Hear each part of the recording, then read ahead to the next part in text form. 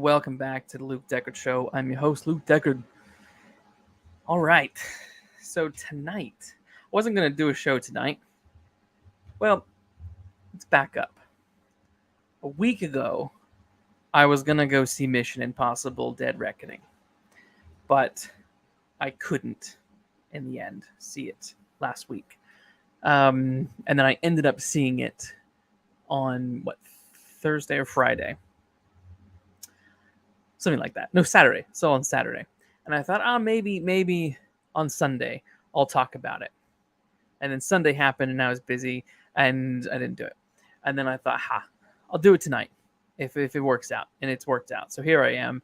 I'm going to talk about Mission Impossible Dead Reckoning here in a little bit. But before I get into that, I got some other stuff to talk about, I suppose.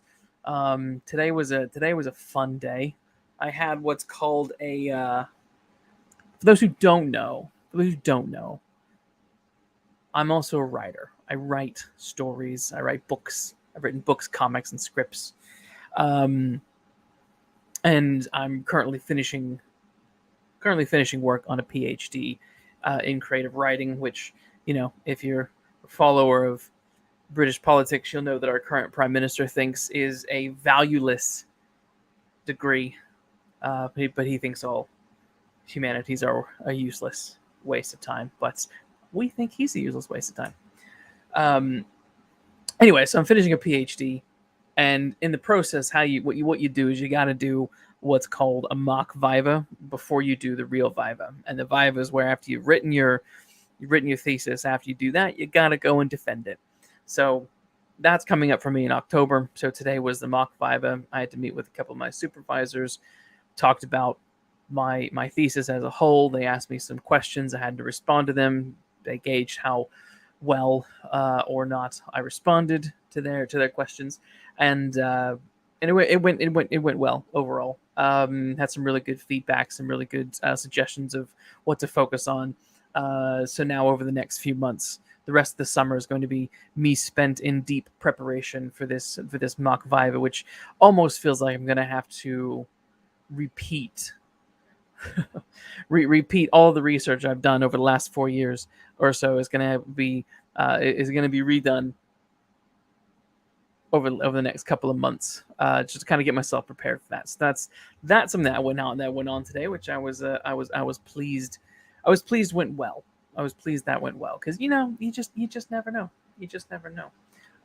What I am gonna do while everybody's waiting, I'm going to tell people that I'm live on the old social medias.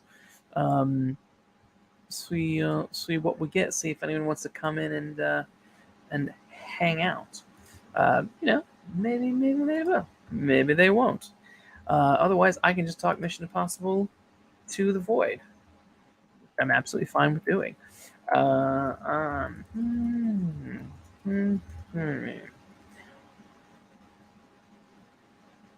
this is riveting for anyone who's listening via Spotify or something like that, when it just goes quiet because you're listening to something that was once live, but is no longer. So okay, before I get to Mission Impossible, something else that was interesting this week. I bought a comic book. I bought a comic book because I was quite interested. Because as everyone knows, those who are a follower of the channel, there was a lot of Flash talk, the Flash talk going on over the last few weeks, month or so. Was not a big fan of that movie. Thought it stunk. Thought it was just. Yeah, I thought it stunk. But what was cool was seeing Michael Keaton's Batman return. I was very, very pleased about that, and he was about the best thing in that movie next to the idea of Supergirl. But the actor who plays Supergirl was cool, but sure, character had F all to do. But then it came to my attention that a comic had come out called Batman '89. Because the thing is, I used to follow comics a lot. You can see a list down here, but most of my comic stuff is mostly X-Men. That's the stuff where I'm the most happy, where I want to follow the X-Men, maybe a little bit of Spider-Man, a little bit, maybe a couple of things here and there, but mostly the X-Men. So I don't really follow DC Comics at all. Even as a kid, my DC intake was 99% cartoons and films. Batman, the animated series, Superman, that kind of stuff. Until I became a teenager, and then it was Smallville. Where is it? Smallville. So yeah, my main DC intake was not through comics, whereas I had one or two, a handful of Marvel comics growing up. The other thing was difficult growing up as a kid. Difficulty. This is first world problem. Was there were no comic shops in my town, so I could never go and pedal my bike down to the local comic shop and pick up a book or two. They didn't exist. The only one that existed was in the next town, which wasn't a town; it was technically a city. But that required coaxing parents to drive you there, and they didn't want to go there. But the place was called the Danger Room. The place was called the Danger Room, and I think I only went in there like once or twice, and yeah, it was. I think I went in there hoping to find action figures and didn't find any, and didn't get any comics either. So anyway, I say all that to say I wasn't a big comics fan. I wasn't a big comics reader as a kid, but I watched a lot of stuff, and if I was reading it, it was mostly Marvel stuff. So hence saying that Batman '89, when this came out, just completely passed me by, because I'm really not sitting there following what DC is producing when it comes to books. But at the same time, I'm not following Marvel anymore, because I mean, they all kind of suck these days, don't they? I think I bought this what was this one? Yeah, the House of X and Power of X. I bought that collection, I think like last year. A friend of mine was like, "No, this one is a good collection. You should catch up with what's going on with X-Men by reading that." And I did, and it was fun, mostly fun to see some of the X-Men stuff. But I've just not been coaxed back. I think there's too much comic stuff that I just don't like anymore. Whether that's like just the artwork or the way that like the Marvel movies and some of the DC movies like The Flash have just really cheesy dialogue. The comics are doing that to times 30 it makes it really difficult to like read the dialogue and invest in the characters and what they're saying, because everything they're saying is so quippy and snarky, and I'm just like, oh my god, shut up. I would rather, what I would do is I'd rather take cheesy dialogue from the 60s, 70s, 80s, and 90s, because it wasn't trying to be like cheeky. It wasn't trying to be or witty. It wasn't trying to be like Gilmore Girls humor, which is what too much of what I see in Marvel comic stuff is these days. So yes, that was kind of my long rant to say that I'm not really reading that stuff anymore either. But yeah, so anyway, someone said, "Hey, Batman '89. It's a sequel. It's a sequel to Batman Returns." I'm like, "Oh, cool." And it was it's worth checking out. I was like, well, I could do that. Why not? And it was also it was also written by Sam Hamm, who worked on Batman '89 and Batman Returns. And I thought, oh, that's interesting. And the cover looks pretty cool. I thought, yeah, this is a cool cover. Let's see what's going on. And the plot is basically looking at it's Harvey Dent. It's Billy D's Harvey Dent becomes Two-Face. And I was like, oh, that's pretty cool. I like this. I like the idea of this. This is fun. Here's a panel. There's a spoiler panel for you. Yeah. So I was like, yeah, let's get this. Let's see what this is about. So I got it, and then I hadn't read it yet. And then it was brought to my attention on a friend's live stream. I want my TV now, Frank Ireland's live stream, that they are doing a 2-pack.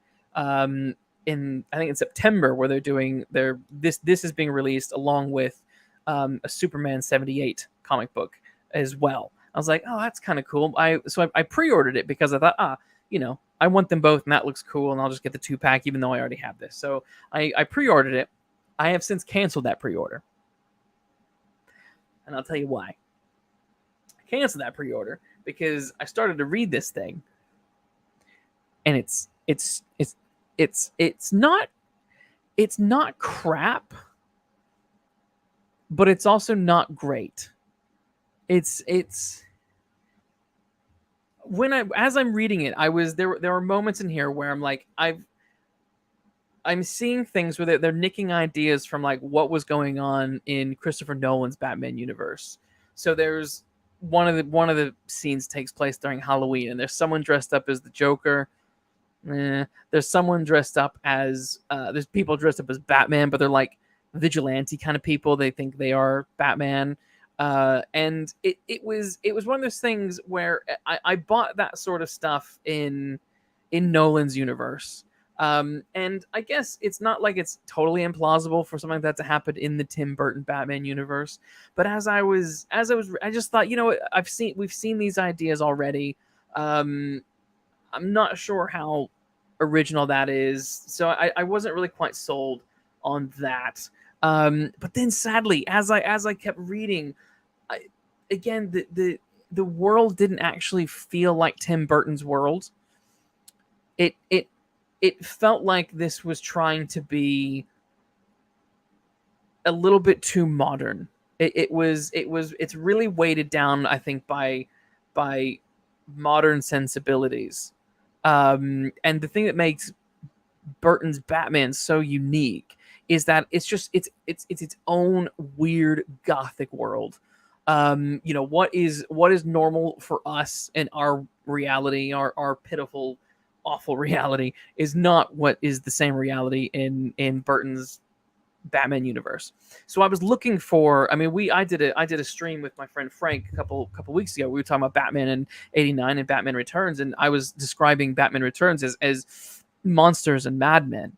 It's nothing. It's kind of like when you would watch one of the old Universal monster movies. None of those really take place in our world, or even remotely similar. All these sort of fantasy, sort of European villages and cities, and I love that because, like, okay, that's cool because it's not our world. We don't need to kind of think about it in terms of our reality. It's just it's quite removed, and that's what's so great about. I loved about the original Burton's Batman, and I was so gutted that as I was reading this, I'm like, oh god, there's some ham-fisted stuff. I won't go into much detail on it, but there's some ham-fisted stuff, and I thought you really don't need it. There's some social commentary that I think falls flat and doesn't really belong, because it's just one of those things where it's like the social commentary. You think back to Burton's Batman, like there's no social commentary going on there. It's just pure pulpy nonsense and fun, with heroes doing heroic things, and you're not really worried about social justice. And that was the problem for me with reading Batman '89. Is I was like, well, this now doesn't feel like. This feels like, you could say in the same way that I don't really buy that Keaton's Batman in The Flash is Batman '89. I think it's a variant that looks very similar, but is not the same one. I kind of have to like think about that with this. I'm like, nah, there's too much stuff that feels off for me to buy this as a legit sequel, which I'm kind of gutted about because I was excited. I was excited to dive into this, and I was hoping that it would be really good. Now, I mean, I can't complain about the artwork. The artwork is it is really good. You got Catwoman in there. She's back, which is neat. And there's there is some really cool artwork. I think Keaton looks like Keaton, all that kind of stuff. Alfred looks like Alfred. So in terms of the aesthetic, like the aesthetic still looks quite Burton-y. But even so, I think there were moments as I skimmed through this where I think they could have the even the cityscapes are nowhere near as impressively gothic as what you see in the Burton movies, which again is a little strange because, I mean, it's a comic book. You can. There's so much more you can do in a comic than what you can do on screen. So that was another sort of weird thing for me. So yeah, I don't know. I don't. I guess I kind of recommend it, but maybe not. Like, I guess go see for yourself if you like it or not. But what was cool was the hardcover of it, which it looks like an old VHS. I think that was pretty rad. I quite like that design. That's what sold me on buying the 2-pack of the Superman 78 and this Batman 89. I was like, well, they both look like VHSs, and I quite like that idea. That was hitting a nostalgic note for me, and I was like, yeah, okay, let's maybe give that a go. Let's maybe give that a go. But yeah, I don't know. So yeah, mission. Should I chat Mission Impossible? If you're in the chat, say hello. Tell me how you doing tonight. Let's get a drink of water. Mission Impossible. I tell you what's weird. Before I start diving into the film, stuff that I don't fully understand. Let's talk about stuff I don't understand. If I can find where the. Ugh. You know what I hate? I hate Twitter. And you know what I hate about Twitter? I hate the owner. Because he keeps changing things. And I don't like it. And I wish he would leave. Okay. What I am really confused by with Mission Impossible Dead Reckoning is I'm really, really confused by some of the Frank's in the chat waiting on the Batmobile. Well, the thing you're gonna. Oh, right. Oh, that's the one that's coming out. It just dawned on me which Michael Keaton you were talking about in the chat. So you're waiting on the Batmobile. Yeah, that'll be cool. I hope you get it. Hurry up and get it. Hurry up. Okay, so what's confusing about Mission Impossible is when The Flash came out, the box office was a disaster globally. Total disaster. I think the film cost $290, and I can't remember what it's making what it's made at the moment, but it's really not great. The Flash was trending, so maybe I can quickly find out. I do find it funny that it's apparently making less than Green Lantern did at the domestic box office in the States.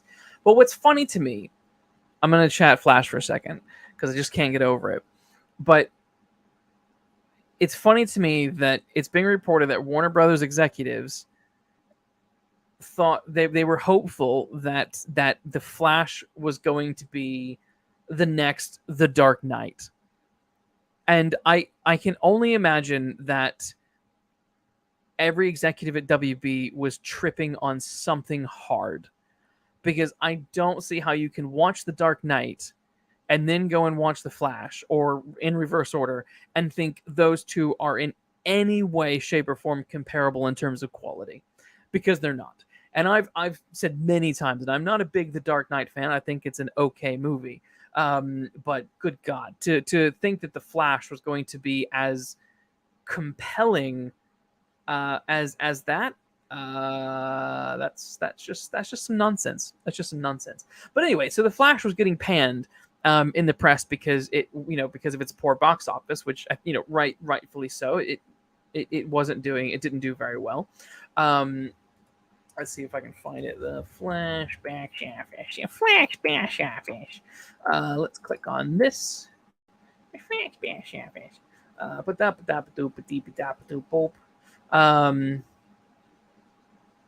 Yeah, so I mean, according to this article, so far the movie has grossed $106 million domestically, putting it behind Green Lantern. That's really not good, considering if it costs $290 to make, you double that for the marketing budget. So that's a lot of money that it's not making back. And what's the Flash's? Let's look at the, because this is the point I'm trying to make. The Flash global box office. The Flash global box office is 261.6 million. So it didn't even make its money back. That's really sad. That's really bad. So I kind of get why that was getting panned. But I also am interested in, let's see here, in Indiana Jones, Dial of Destiny, global box office. This is all stuff I probably should have done in advance, but who cares about that? It's more fun to watch me Google. It's more fun to watch me Google. Okay, yeah. So I think Indiana Jones and the Dial of Destiny is around 300. That again cost between 295 and 400 million. 290, and then the marketing would go on top of that. And it's apparently made 302.4 million. So, and what was interesting is when Indiana Jones was coming out, it wasn't being panned for its well. There were articles about its shaky box office, but there were others that were, while its opening weekend was really rivaling the opening weekend of The Flash, articles are coming out like, oh, this is a decent thing, this is a good one, and here we are again with Mission Impossible, not the hang on. Can't talk and type at the same time.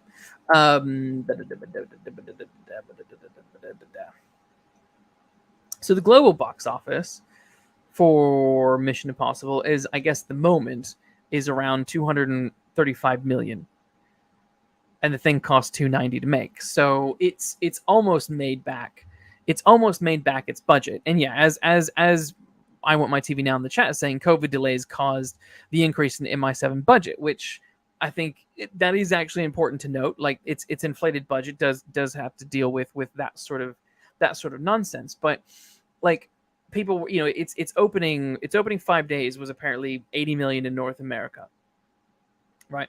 And what's been weird to me is seeing how The Flash opened up at around 60 to 70, Indiana Jones around the same, and Mission Impossible around the same. These three big movies that are kind of meant to be the biggest movies of the summer are opening up to what was, when it was The Flash, was sort of a disaster opening. But as these movies went on, as Indiana came out, and then as Mission Impossible came out, it's kind of mixed. It's like there's some bits that are like, oh, Mission Impossible Dead Reckoning's box office is not very good. But then these other bits that are like, oh, globally it's made 230. It's a success. It's a success. And so my question is with this is, at what point do we stop caring about domestic budget, earnings, and talk exclusively about global box office for films like this? Like, what does it matter?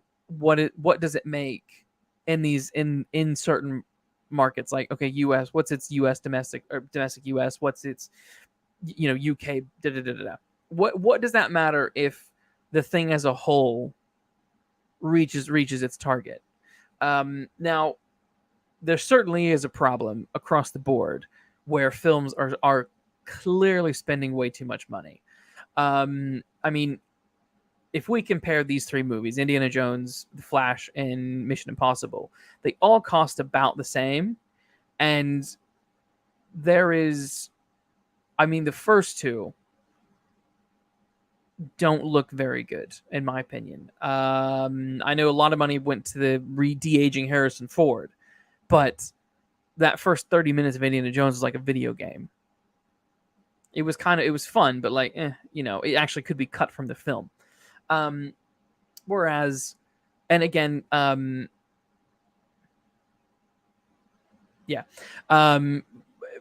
Well, yeah, okay. So Frank in the chat says, Luke, all those Hollywood news companies are owned by the same people, so they can say whatever. No, I agree. I know that they can and they do. But the funny thing is it's the same, like the same kind of company, the same news outlet will report the same story, but with different slants. So it's like pick your lane and stick in it. So I know that Variety did that with Mission Impossible. There was one trashing its box office while the other one was praising its box office, and it's like, well, where are you sitting on this then, Variety? Where are you just going to throw out whatever and just, I don't know, expect the people okay, the certain kind of Variety reader will love this article while the other one will love that? Like, what's your point? Why are you doing that? But yeah, whatever gets the algorithm. I mean, I know that's part of it, but I'm I know that's the cold hard truth of it, but I'm more about like the philosophical and integrity part of it. Like, be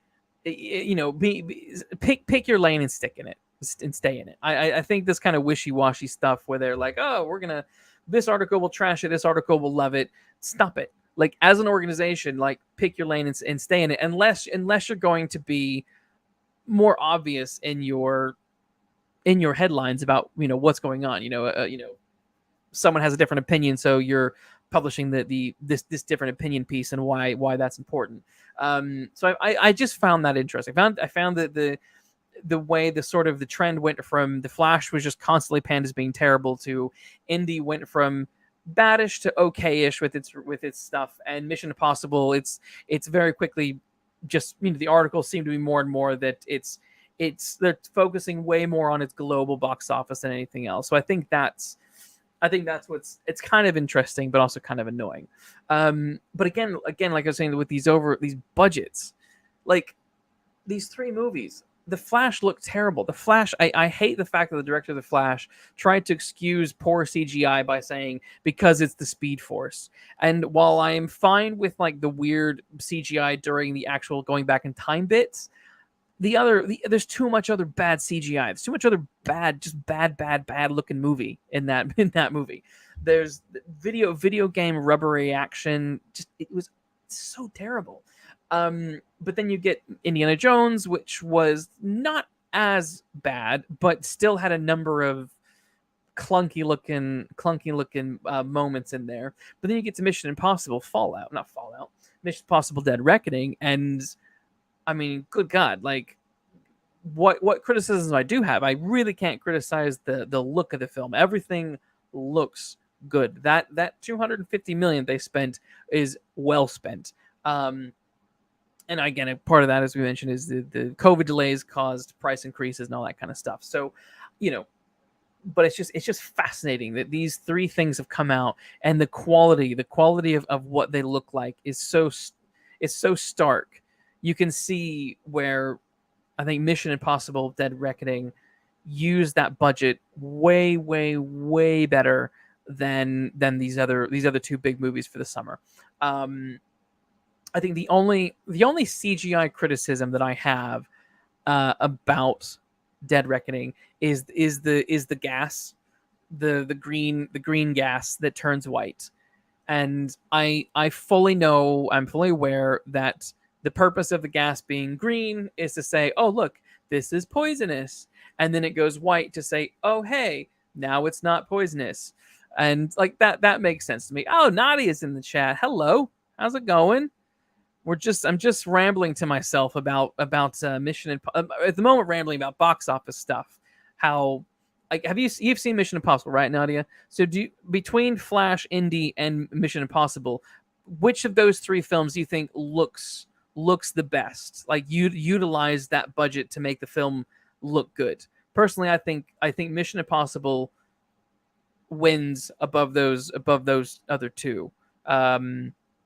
Okay, you've not seen. Okay, you're seeing it tonight. That's absolutely fine. So at the moment, I should put the banner up to say that it's at the moment it's spoiler free, so that people know. Okay, well, I'm interested to know what you think when you see it. Please let me know. But I do think that the look of Mission Impossible is much better. They handle it. None of those films ever make me think, oh, these look bad. Even if I go back to the originals, like 1 and 2. Even those, like, they still look good. I mean, 2 might be absolutely insane, but they still look good. But I was saying the only thing that I didn't like, and this is in the trailers actually, so this isn't really a spoiler, but there's a bit in the trailer where there's a room and the whole room goes up in like a green smoke, and then and then it goes and then it goes kind of clear white. And like I said, I know that that's purely for the audience. It's for the, it's not even for the audience. It's for the dummies in the audience. It's for the dummies in the audience to know that green is bad. Oh, it's white clear now so they can breathe. Okay, I get it. Like that. That's why they've done that. But the green doesn't look good. The green looks fake. And that's what was weird to me. That's what's weird to me. Naughty in the chat says I will be on Salty Nerd podcast tomorrow with the boys talking. Oh, cool. I will. What time? I'll try and tune in. It's always tricky because like time zones and stuff, but I would love to do that. Just to listen to y'all chat about it. Frank in the chat says the Flash looks terrible because WB was constantly being reshot. Indy looked fine because it was simple. MI only cost so much because it was delayed like 4 times due to COVID during filming. Yeah, no, yeah. 2 p.m. Yeah, I can do that. I can probably tune in for that. Yeah, I mean, I get that the Flash was constantly being reshot, and that is part of it. But here's the thing. That's an excuse, and I don't want an excuse. Like, that's not a good enough reason for me to excuse the fact that the film looks like dog shit. So the fact that the Flash looks so bad because of these reasons, yeah, fine, sure, whatever. But like that's just not good enough for me. Like I don't if it's being reshot that much, what's the problem? That the fact that there were so constantly being, constantly reshooting the movie indicates massive problems at a like fundamental development level of that movie and of that process. So yeah. Naughty, I think Indy looked worse than the Flash. That's interesting. Tell me why. Because I'm trying to think what looked really bad in Indy. And I know that parade scene, good God, that parade scene at the beginning of Indy 5 just looked awful. So awful. Yeah, you mentioned that now, Naughty, the yellow filter. Thinking back to the movie, yeah, it does look yellow. It does. It doesn't really look like an indie movie. It looks quite yellowy. It's weird because Crystal Skull had that yellowy greeny tint, and now this is that's weird. Yeah, so that parade scene did not look good at all. The rooftop stuff when they're running around the rooftops in New York looked super fake. What else? Oh my gosh, the at the end when they travel back in time, my God, when they go back in time in Indy 5 and they are looking at that siege of whatever the place was. Now I can't remember, but like everyone dressed up in their like high school Roman outfits just looked so bad. Oh man, it looked like some middle America church production of like, I don't know, the crucifixion or something. It just looked so bad to me. It made me laugh. Yeah, so Nadia says I expect CG in the Flash, but all the green screens and the de-aging was awful. De-aging with Harrison Ford, I'm mixed on it. I would have. I think I said this to my friend who I just happened to see the film with. I ran into a friend at the cinema who was seeing Indy on the same day, and we're like, oh, cool. Yeah, the opening scene looked like a video game. I was almost of the mind that was like, you know what? If they just did a whole CGI'd Indiana Jones movie, like stop live action Indiana Jones and just do some like photorealistic Indiana Jones movies that, maybe are sort of, because what the de-aged stuff looked like and what that opening looked like of Harrison of Indy 5 was, it reminded me of Tintin, where there were Tintin, I think, is a really good movie that is a shame never got a sequel. I really enjoyed Tintin. And that CGI looked, and I thought, you know what? The way that Harrison Ford looked almost looked like kind of Tintin CG. And I'm like, I could probably stomach a 2 hour or hour and a half Indiana Jones movie in that vein, rather than having it be live action. Just do a photorealistic sort of thing and see how that goes. I could maybe be a bit more into that, because then you could just get a really good voice actor who sounds like Harrison Ford, and then you can keep milking the Harrison Ford's likeness for eons to come. I agree, Naughty, that the de-aged Harrison Ford with the old man voice was incredibly jarring. It was like one of those moments in Mission Impossible where like the voice doesn't work, and they've got to, they're wearing the mask, but the voice thing is murky, and you're like, wait a minute, that's not the right voice that should be coming out of that face. Yeah, so that one was super awkward. Super awkward. So yeah, so we'll see what goes on. I wonder what I wonder how much Mission Impossible Dead Reckoning Part 2 is going to cost. That'll be interesting to see. So, okay, I guess I can get into Mission Impossible now. I'll start. I've been rambling for 30 minutes, not talking about the topic of the night. I'm stalling because Frank might join. And I hope he does. I'm on my TV now, which is Frank says, I appreciate the old man Harrison Ford because I knew it was at least him. Wait, do you mean the old man voice or seeing old man Ford at the seeing old man Harrison Ford? I think that's what you mean. Yeah. No worries, Nadia. That's fine. That's fine. No, yeah. Come back later. And I'm interested to hear what you think of the movie. Very interested. Oh right, the old man voice. Yeah. Okay. All right. Fair enough. The old man voice. I mean, it's. I'm glad that it wasn't AI. I guess, but I also was surprised that they didn't AI it like they did Mark Hamill in Boba Fett, Book of Boba Fett. But yeah. Anyway, Mission Impossible. I'll do spoiler free review first. I'm hoping, Frank, that you're getting your Batmobile. How's the Batmobile Batman purchasing going? I hope it's going well. What to say about Mission Impossible? So I was the most excited of all the films coming out. This one, the one I was the most excited about. I have a weird history with Mission Impossible. I'm gonna bring them all up so I can look at them in order. Mission Impossible movies in order. Movies in order. Okay, so I remember being a little. We're gonna go through the whole gamut of this before I get to MI5, or what? Not MI5. We're like MI20 now. MI7. I remember being a kid around the ages of 10 to 12, maybe 10, somewhere in that range. I remember being at the mall. I remember going to, I can't remember what the store was called. It was back when I lived in the States. I think it was called Sam Goody or something like that. We were in a big city, went to the big mall, and was looking at the movies. And I was like, oh, I want to buy a movie, trying to get my parents to buy me a film of some kind so I could, and we were looking through, and there was Mission Impossible. And I just remember the cover of it. And I was a big James Bond fan. I liked spy movies at that time. If anyone from the States remember, there was that 15 Days of 007, I think, on TNT it was. So I was a massive spy movie fan. I loved spies, gadgets, thrills. I love that stuff.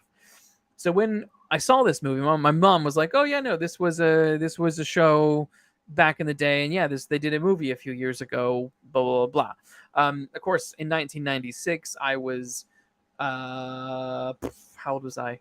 I don't know, 8 or 9 when that came out. So it sort of, I have vague memories of the trailer being on TV, but it was not really part of my world. But anyway, she was like, "Oh well, let's get it and we'll watch it when we go home." So that's exactly what we did. We got it, went home after the weekend, and then we watched it, and I was instantly hooked on Mission Impossible. I wanted everything Mission Impossible that I could get, which was next to nothing. I wanted to watch the original show. I wanted to just keep watching the movie. I wanted to listen to the music all the time. I was just enthralled by the first Mission Impossible movie. I thought, the thing is, I watched it not knowing much about the movie. not knowing much about the TV show, and because of that, didn't realize the importance of, or the sort of heresy of what they did with Mr. Phelps. So, oh my God, oh my God, oh my God, I'm here. is here. You can just quit stalling now. I got the Batmobile. Yes, you got it. I kept refreshing, and then there it was, and I was like, oh geez, there it is. So now I got it. I'm proud. Oh my gosh, it was scary because I was going to do it at noon, and then all of a sudden Todd McFarlane like sent out a tweet like, oh, 3 p.m. 12 p.m. California time, and I was like, oh God, what happened? And then I went to the link at like 2:50, and it said this link does not exist. I was like, nope, I'm just going to keep on this page. I'm going to stay on this page. Oop, but there's my alarm again. I kept having it on snooze so I didn't miss out on it. Forget. Oh man, I don't blame you. I don't blame you. So I'm going to get the Batman 89 Batmobile with Keaton. That's going to be awesome. That's going to be awesome. I look forward to seeing that. That's going to be so freaking cool. Yeah. I don't even know if they did a pre-order here. I should have been paying attention to that, but I feel like a lot of this stuff only gets pre-ordered in the States. Yeah, probably. Yeah. Probably. Yeah, I've been trying to watch what your show is going on, and I just I find it, I know you disagree, and I'm not going to argue because I don't want to argue with it, but like I just find it funny that you're like, no, that's an excuse. I'm like, not really, because the rush CGI is why it looks bad, and everyone's complaining that the CGI looks bad because it was rushed. That's why. It's not an excuse. It's what happened. it is. I agree. It's just, oh my God. Oh my God. What have I done? Holy crajoli. Oh my gosh, Luke. That was fun. Gosh. What? This is like turned into Wayne's World now. Yes. Well, extreme close up. Extreme close up. Also, I only found out about the like I knew this was the movie where Tom Cruise was like, "We are filming. Follow protocol. Yes. There are some reasons why there's rules here. There's reasons why we're filming. No one else is filming. You guys should be happy." Yes. And I watched this video, and apparently it was like delayed like 4 or 5 times while filming, and that's like 2 or 3 weeks of like paying out money. So that's what ballooned the budget. Yeah. So that's what happened. Yeah, it's a shame. I do think it's a shame that because we're so far away from that period, that COVID period, that no one is probably even thinking about that. Yeah. And I agree that that's important to consider because, that was beyond so many people's control. And all these movies were filmed around the same time because even Indiana Jones was filming at the same locations at the same time. Yeah. Because they even had to use the same railway, which I find hilarious because the railway in Indiana Jones looks fake, even though it's the same railway that they filmed Mission Impossible in. Dear God, I did not know that. There are so many similarities between these two movies about 2 pieces that get together and cause like a doomsday device. Yes. And then that, what do you call it? There's another thing too, like an aging star is there. And then there's a female woman who comes in there. She's sort of like a pickpocket criminal and she gets brought into the fold. Yes. And it's good stuff. It's good stuff. It's good pieces, Marcus. And is she going to be the new lead? Are they they trying to set her up? Yeah, her and Palm, little Mantis. Yes. But yeah, I want to get into all of it. But yeah, I was just to finish up. I was just saying that my first, I was like 9 or 10 or 10 or 12 when I first watched the very first Mission Impossible movie, and I loved it. I didn't realize at the time that like what they did with Mr. Phelps was quite heretical. The original cast were fuming with that movie. Controversial. They hated it. They were like, "This isn't Mission Impossible. This isn't our show. Mr. Phelps will never do that." And then what I literally had to do, because I liked the show, I loved the show, and as I started to watch the show as a kid, and then watch the movies, I was like, I have to divorce the movies from the show. They have to be like, if they have it's multiverse. What's happened? The movies are not a continuation of the TV show. It's movie universe and the show universe. They're not connected. That's how I had to sort of work it out in my head. Because it also did that thing where they would do in the 90s where like there's no reason Peter Graves could not have just been Mr. Phelps in that movie. They got John Voight. Because Peter Phelps or Peter Graves, he wasn't that old at the time. No, he's still good because I think the last appearance I know he was in was Men in Black 2. He was on the TV, and yeah, Yes. that's the last movie I know that he was in. You know, Yes. osmosis Yes. style. Phil in the chat says, "Sup." Hello, Phil Dragish. Hello. Hello, Philip. Hello, Philip.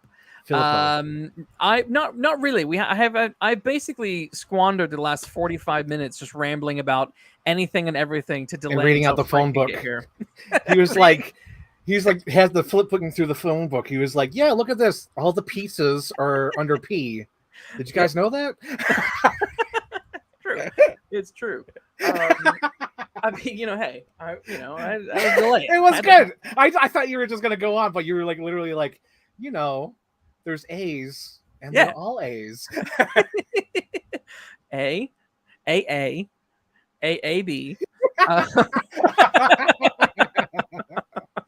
But and comes after A, B. Yeah, and then BA, BAA. It was good stuff, Phil. You should have been here. You missed it. You missed me rambling. Have you followed Mission? When did you start watching Mission Impossible movies? Okay, so the year was 1996. I was at the drive-in, and there was pizza and ho-ho cakes, and we're watching Mission Impossible on the big screen. Tom Cruise. I think you remember the story. I think I either mentioned on my stream or Twitter, and then I was like, "Oh my god, this is like a big boy movie." I'm gonna, So I had like I ate all the Swiss rolls, and I had like 2 slices of pizza or something, and I got sick and I threw up. Oh, no. And this was like the first time I seen Mission Impossible. So that's what stuck out to me. And then the other thing from the first movie was I remember when it came to VHS, and I had some Mandela effect where I thought there was a scene where Tom Cruise made out or made love with the female woman, and it's not. Trailer. You said this before, but I'm like, I'm 5 years old. I'm not going to remember a trailer. I remember a scene. I remember the full scene. Oh, right. Yes. Right. Yeah. I'm like freaking 4 years old. I know you're at the time, you're like 20, but I'm like, at the time, I'm like 5. I'm like, screw you. I always say you're like 10 years older than me. You're like 3 years older than me. But like, I was like 4 or 5 at the time, so I'm not going to remember. I was 9. I was 8 or 9. Oh my god! Yeah, see, you're old. But I don't have good memories of Mission Impossible at the time. The only reason I remember that scene is years later when I got the DVD and they had like the trailers on the DVD, and that's where I saw that. I was like, oh my gosh, they do kiss. It was from seeing it on an old trailer. Because it was at the time, I think it was before even Mission Impossible 2 came out, because Mission Impossible 2 came out like 2000. Yeah. So it was like 97, 98. I'm watching the VHS of, Mission Impossible, the first one. Yeah. And I'm like, wasn't there like a love scene? Wasn't there more to this? What am I missing? Because that's one of the reasons why I rented it. I was like, what happened? Where is it? Where's the kissy scene? I want to see them kiss. Where is the scene? Yeah. And it wasn't there. It was non-existent. It had been erased from the records. It should be here, but it's not here. But what I have to say, so far, I think out of all the Mission Impossible movies, oh yeah, the Knox list. That's right. That's another fun story. Knox list. I love the Knox list. I also love, in terms of a twist, it's a damn good twist. When they reveal that Mr. Phelps is alive, when Ethan is on the phone at Liverpool Street station in London, and he hangs up, and then Mr. Phelps is right there, and he's just like, fuck, you're alive. Like, that was good. And then when they twisted it again and he's the villain, I'm like, you got me, movie. Really? Yeah. Here's another weird thing, Luke. I remember being a kid and calling it. I'm like, this dude killed himself. He's not dead, because I don't know, for some reason I didn't buy like the point of view and him falling over. It's like, I didn't buy that. I remember like, yeah, he's the bad guy. Yeah. Like, yeah. I don't know why. At the time, I remember at the time thinking that, and then I just remember him like, "Oh my god, I can't do anything. I can't do anything." I mean, well, everyone's dying, and he's so calm, like, "I'm sorry, I can't do anything." I was like, "This motherfucker." Yeah. That John Voight. In hindsight, when you see that bit when he's on the computer and he's pretty emotionless, you're like, okay. But I was a dumb kid, and I was like, "Oh no, he's just really tense." Yeah. That got me. It did. It got me. It got me good. Were you a big Mission Impossible 2 fan? No, because here's the thing: my mom did not take me to see Tom Cruise movies because she thought it's just Tom Cruise; he's the same all the time. Right. So Mission Impossible was like the first Tom Cruise movie until 2004 with Collateral, and then ever since Collateral, I've been on the train. Okay. Yeah. I didn't see Mission Impossible 2 in the cinemas. I had to work very, very hard to get my parents to let me see it. Because obviously in the movie there's a brief love scene that's not even a love scene. It's like the most tame of movie sex scenes of all time. Like, you see nothing, they're not even fucking, they're just lying there in a bed. Like, yeah.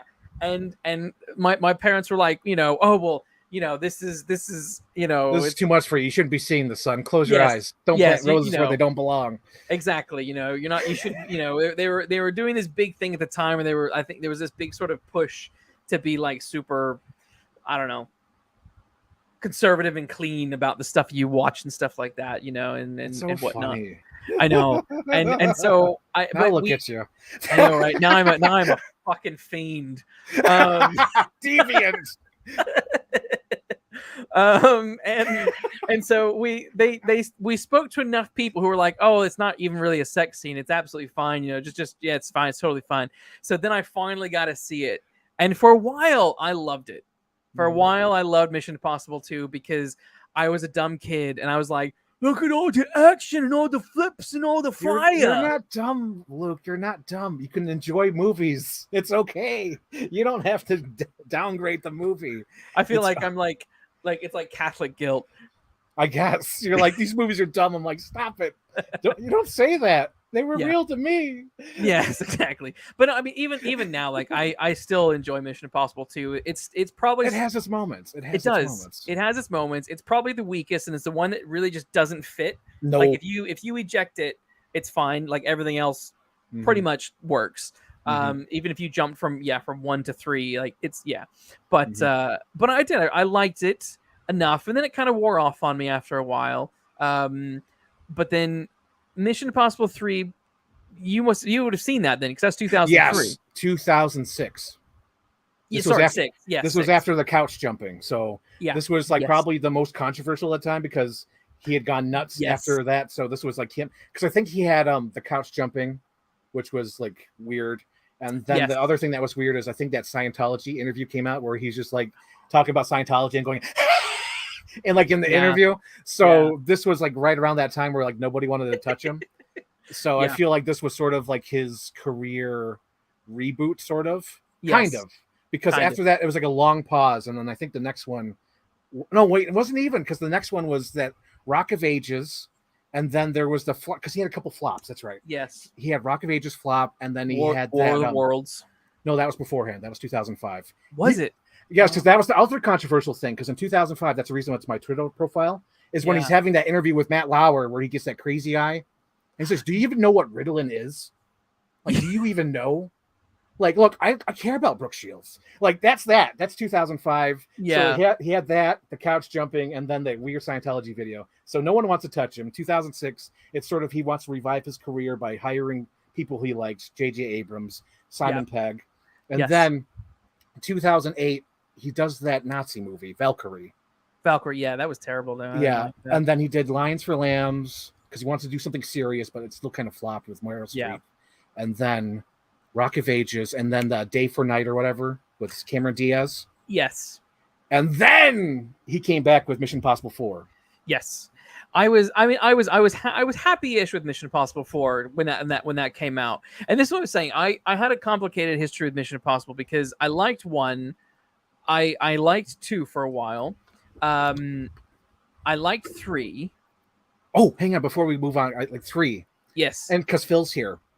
So there's a piece of music that Phil uses in his stupid Lord of the Rings video, the dubbed.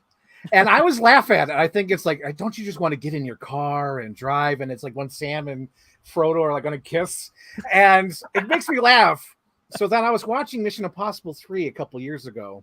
And that music comes on. I was like, this is where Phil got it from. Don't you just want to get in your car and drive down the Pacific Coast Highway? Will says, yes, that is correct. Oh my God, that was hilarious. But I just wanted to mention that. So that's Mission Impossible 3. I like that. So I like Mission Impossible 3. I went and saw, I think I'm struggling to remember if I saw 4 in the cinemas. There is a part of me that is really uncertain if I saw 4 and 5 in the cinema. I have no memory. I have no memory of going to the cinema to see it if I did. I have no memory. I saw 4 in the cinema. I think I might have even seen it on the Thursday night 7. Yeah, I don't know why, but I can't. Yeah, because I didn't dislike the franchise at that time, but when 4 came out, and that's the one where Ghost Protocol, where the whole IMF has to get disavowed, and he has to go rogue. And I was thinking, well, he had to go rogue in the first movie. He's always going rogue. He has to deal with a rogue agent in Mission Impossible 2, and then Mission Impossible 3. He doesn't have to go rogue, but he kind of has to go rogue. And there's also more bad people within the IMF that he has to snuff out. And then you kind of get the same thing with 4, and you're like, oh, are you guys like, is this just your only idea? Like, it has to be some form of Ethan going rogue, some form of a bad guy inside the IMF. Yeah. And so I got tired of it. I got tired. It tired me out. Look, they're still doing it. They are. I know. I don't know why you're so tired of it. This is what the movie is. This is the franchise. Well, I think what happened, Rogue Nation, I sort of revived it for me, because I was like, oh God, finally, he has a mission. He's going to do his mission. Like I can't remember if are there any corrupt IMF agents in 4. I don't think there are. It's mostly that the agencies are corrupt because they're the ones who created bad agency. Yes, so the syndicate is what's created by what's his face? Because Alec Baldwin's in the movie, and he's my favorite. Even though they killed him right after they introduced him into the series, which bummed me out. Yeah, that was odd. Yeah, because to me, it sort of gave me echoes of my favorite movie ever, Hunt for October, because I see him as that Jack Ryan. Yeah. So him as like Jack Ryan type guy in this mission world, I was like, this is great. It's like, I always view, since you mentioned Jack Ryan, we actually watched Clear and Present Danger last night, which was great. I always viewed, not always, but I feel like Air Force One is like a stealth Jack Ryan sequel for Harrison Ford. Dude, it totally is. It's like, what if, because like, doesn't Jack Ryan doesn't he become the president of the United States or a senator or something? I think in the books he becomes the president. I think he does. I think he does. Yes. So it's canon. That's your headcanon. I believe it. Yeah. And although he's too wimpy in Air Force One, I'd say that, because Jack Ryan's more of a badass. Because there's a scene where Harrison Ford gets all mopey and cryy. I'm like, what the F are you doing, Harrison Ford? Yeah. What was weird is I think in Patriot Game, he's more of a badass. In Clear and Present Danger, he's still badassy, but he's a little bit. He's like keyboard badass. He's like using fax machines to be badass. Yes. Yes. And so that's why I'm like, yeah, I can buy it. He had his adventure. He's trying to cool it down, and then he has to ramp up at the end of Air Force One. So I'm like, Air Force One is definitely a Jack Ryan movie. Totally. I wouldn't be surprised if that was the original plan for that, to be fair. I would not be surprised, but even that one had like weird last minute stuff. You know how I've been saying like all these movies had weird last minute? Like apparently Randy Newman did the score for Air Force One.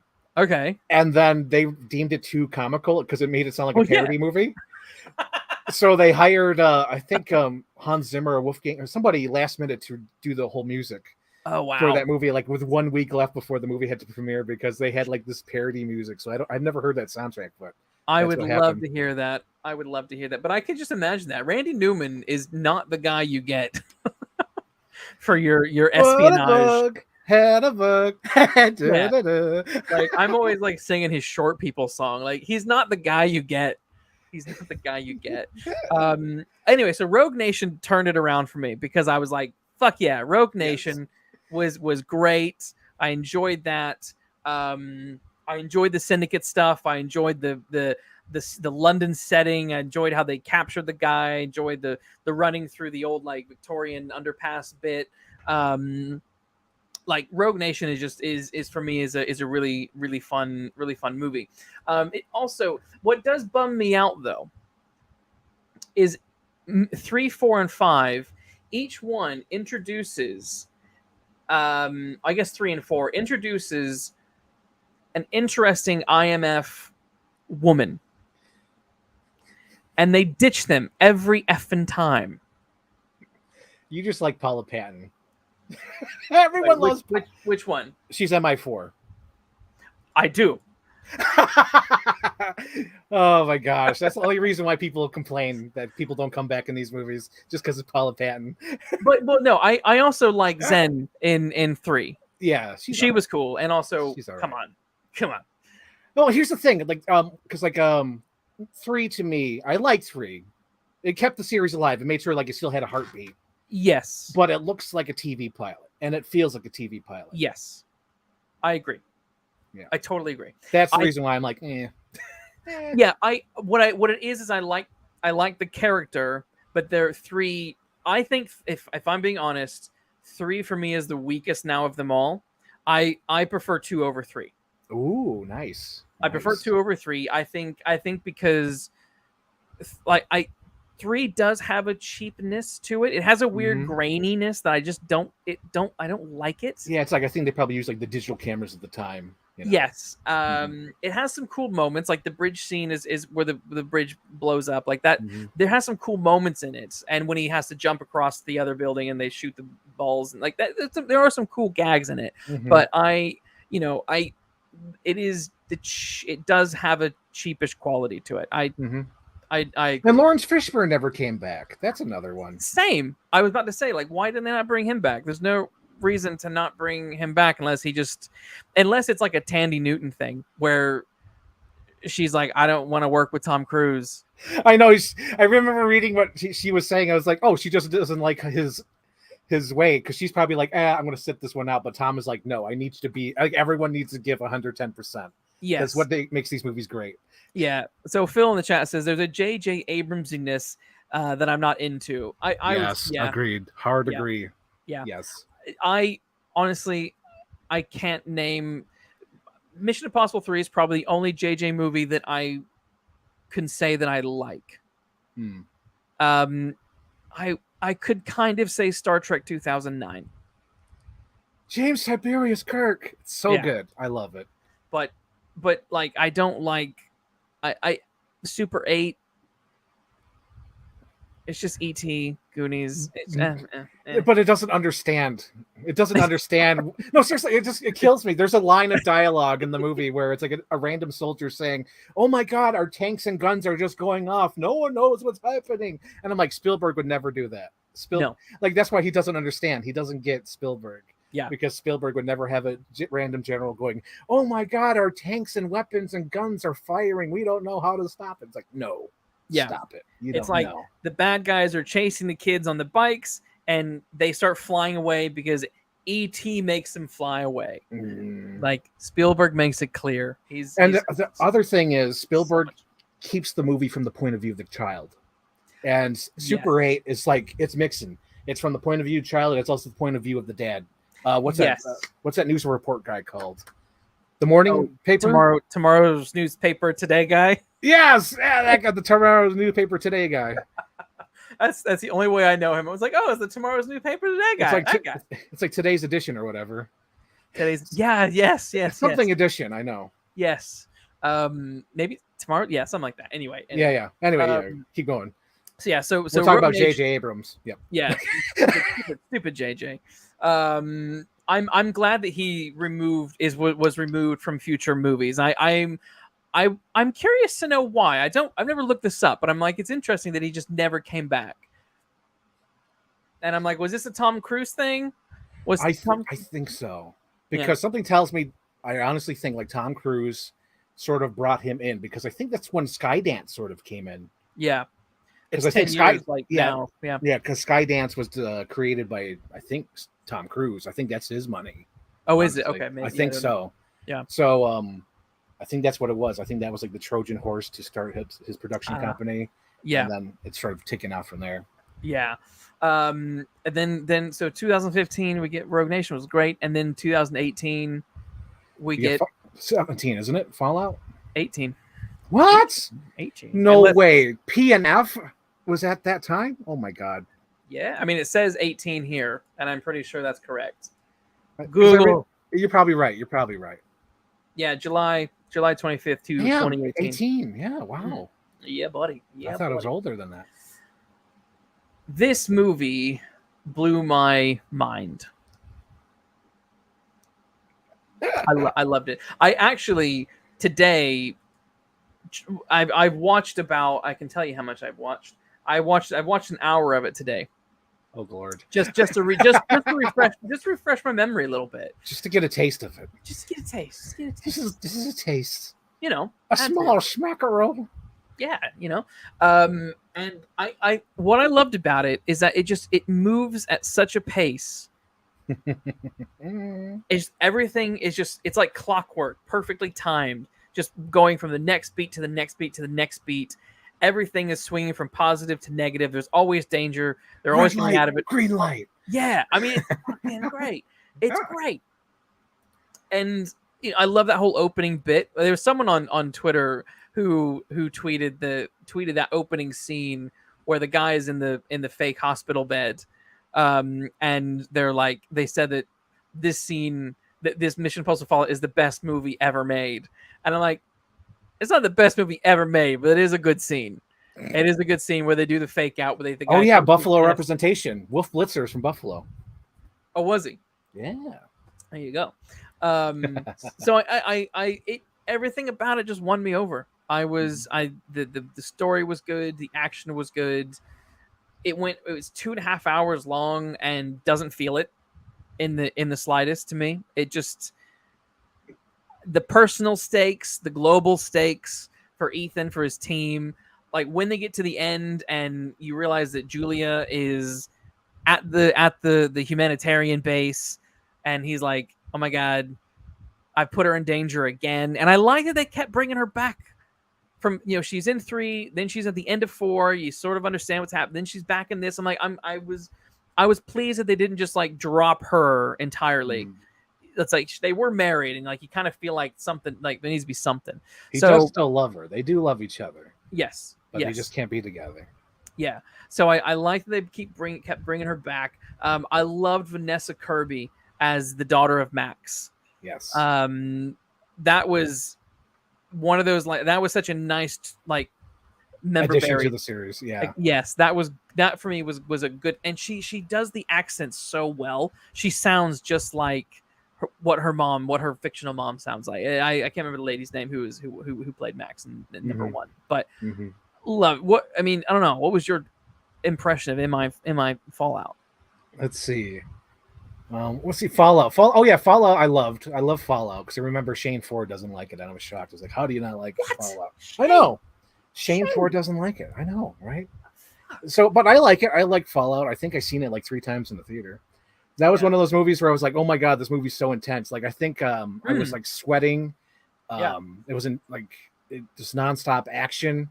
Yeah. Like hard in my chest. It was amazing. I remember after the movie was over, like it finally clicked in my head. I'm like, wait, that one shot in the trailer wasn't in the movie. And I was like, holy crap, there was more action in this movie that they cut. Because it's the scene where like Ethan's driving the helicopter and somehow it gets like below tree level. And there was that truck in the street that's like about to crash into the helicopter, and then he pulls it up. Oh, right. Yeah. And that was in like every single trailer, and it's not in the final film. I'm like, Jesus, that scene was like longer. Doesn't surprise me. It was great. Something, this is a silly thing, but it's another reason why I loved it, was the geography. It's a film that actually takes geography serious. Oh, that's right. You were telling me about this, the running sequence. Yeah, like the way that it's funny because there is another way to get to, because what he does when he's in St. Paul's Cathedral and he's chasing Henry Cavill's character, he runs across a bunch of buildings down to Blackfriars Bridge, runs across Blackfriars Station, and then over towards the Tate Modern, which is that big brick building with the big stack that he climbs up. Now, that is a very reasonable way of getting to the Tate Modern. So that was plausible for me in terms of that is how you can do that. Now they do ignore the fact that the Millennium Bridge exists, which is literally right outside the St. Paul's Cathedral and literally goes straight over to. But it's not visually cool, probably. It's not, but it was like it was like, you know what, the fact that they at least found another plausible way to get there and didn't just like make up some shit. I'm down with it. I love it. And I could just imagine Tom Cruise being like, I want to run across that building. I want to run across that train station. That looks fun. Yeah. I don't know if it's true or not, because Simon Pegg said I always have to take actor interviews with a grain of salt because I don't know what they're saying, just to for interviews, because like they do tons of those interviews and they get same boring questions, so I don't know how much they make up. But apparently, and I kind of have to think it's sort of true after watching the last one, because I'm like, that kind of checks out, kind of like 75%. But apparently, they come up with the action sequences first, probably, and then come up with the story second. Probably. Yep. They come up with the chases and all the action, and then just plug the story around it. Yeah. Yep. Yeah. I buy that, and I mean, as a way of storytelling, I really have no problem with that. Yeah. It's mostly worked. It's mostly worked for this whole series. Totally. Like why not? Like sure. Because I often think coming up with the set piece, those big set pieces are those are really difficult to do, and a lot of people will do that. A lot of writers will do that. They'll have their I want to do something here, or have some and you sort of build something around. But they do it in a quite seamless way, and I think that's what I love so much about Fallout is it does feel quite seamless. Everything just logically where they're going, how it's progressing, just everything just was perfect for me. That to me is a 5-star movie. I think out of the newer ones, I believe, because I used to say Fallout was my favorite, but the thing is, I think either Rogue Nation or Ghost Protocol are still high up. Ghost Protocol, despite the fact that I really like that actress, is so forgettable for me. Lucas, I know, and it's my god, there's bits in it that are good. God, I'm not calling it a bad movie. God, I'm not calling it a bad movie though. You slapped it in the face and kicked it outside. Get out of here. I mean, Phil says Mission Impossible 4 is still his favorite. So there you go. I think because what they were trying to do with that movie, and it was so obvious, is they were trying to do the Bourne Legacy thing. Stop trying to make Jerry Renner happen. Jeremy Renner just isn't going to happen. But Luke, you have to remember context. This was the age where Tom Cruise had several flops. Remember, we went through the whole thing to talk about it, and they were ready to replace him. And then Ghost Protocol made tons of money, and they're like, "Oh, Tom Cruise still has some life in him." Well, so that's when his revival came back. I read about this. What was happening is Chris McQuarrie was brought in, and to because they said the script wasn't working, and he said when he looked at the script, and he's like, "Oh yes, because they're trying to write out Tom Cruise," and so that's the thing that he changed. Yeah. And it's like, you can't just, no matter how crazy Tom Cruise is, you can't have this iteration of Mission Impossible without him. Yeah. You can't. If anything, he's more important to the series than Indiana Jones is, because I feel like you could replace Harrison Ford with like a charismatic actor like a Bradley Cooper, and you could still have a Indiana Jones movie. But with maybe with Mission Impossible, I feel like you can't have. Like, it would have to be a different sort of franchise. Because like this whole thing is like it is Tom Cruise. I think someone did this funny tweet where it's like Tom Cruise is Ethan Hunt, Tom Cruise is Tom Cruise, and then Tom Cruise is Ethan Hunt, and then it just becomes Tom Cruise is Ethan Hunt through like the next couple movies. But yeah. So I don't know. Ghost Protocol isn't bad. It's not. I mean, like, it has some cool bits. It definitely does, but it is, for me, it's I of the newer ones, it's probably my least favorite. If we take them in blocks, if we take 1 to 3, and then 4 to 6, like 4 to 6, that one's probably my least favorite. I like them in ascending order from that point onwards. 4, 5, yeah. But now we got Mission Impossible: Dead Reckoning. Oh Lord, here we go. Dead Reckoning. Here we go, Luke. What do I think about this movie? I'm scared. So, okay, obviously I said what I said on Twitter. Now, I said here's the thing. I called the stupid movie good. No, you don't. You lead with the bad. You're like... No, I didn't. Go look at my tweet. My tweet. Everybody was like, no, Luke, no. I know. I was like, calm down, people. I literally said Mission Impossible is good, not great. And then I went on to say a few bits about it. Oh my gosh, I'm so scared how this is gonna go. I feel like we might agree about one thing, but I feel like we're gonna be totally opposite. We'll see. Is Nicholas Hoult meant to be in the next movie? No, he got written out. He was supposed to be that guy, the one who called Bland. Okay, yes, because he's still listed out in part 2. I don't know if he's listed in part 1, but he's listed in part 2. Part 2. Yeah. So here's the thing. For the most part, like I was saying, I thought Ghost Protocol was the weakest. I'm putting this sort of on par with Ghost Protocol. So okay, that's yeah. fine. Yeah, there we go. I feel like you lead with that. I would like, for me, Fallout is a 5-star.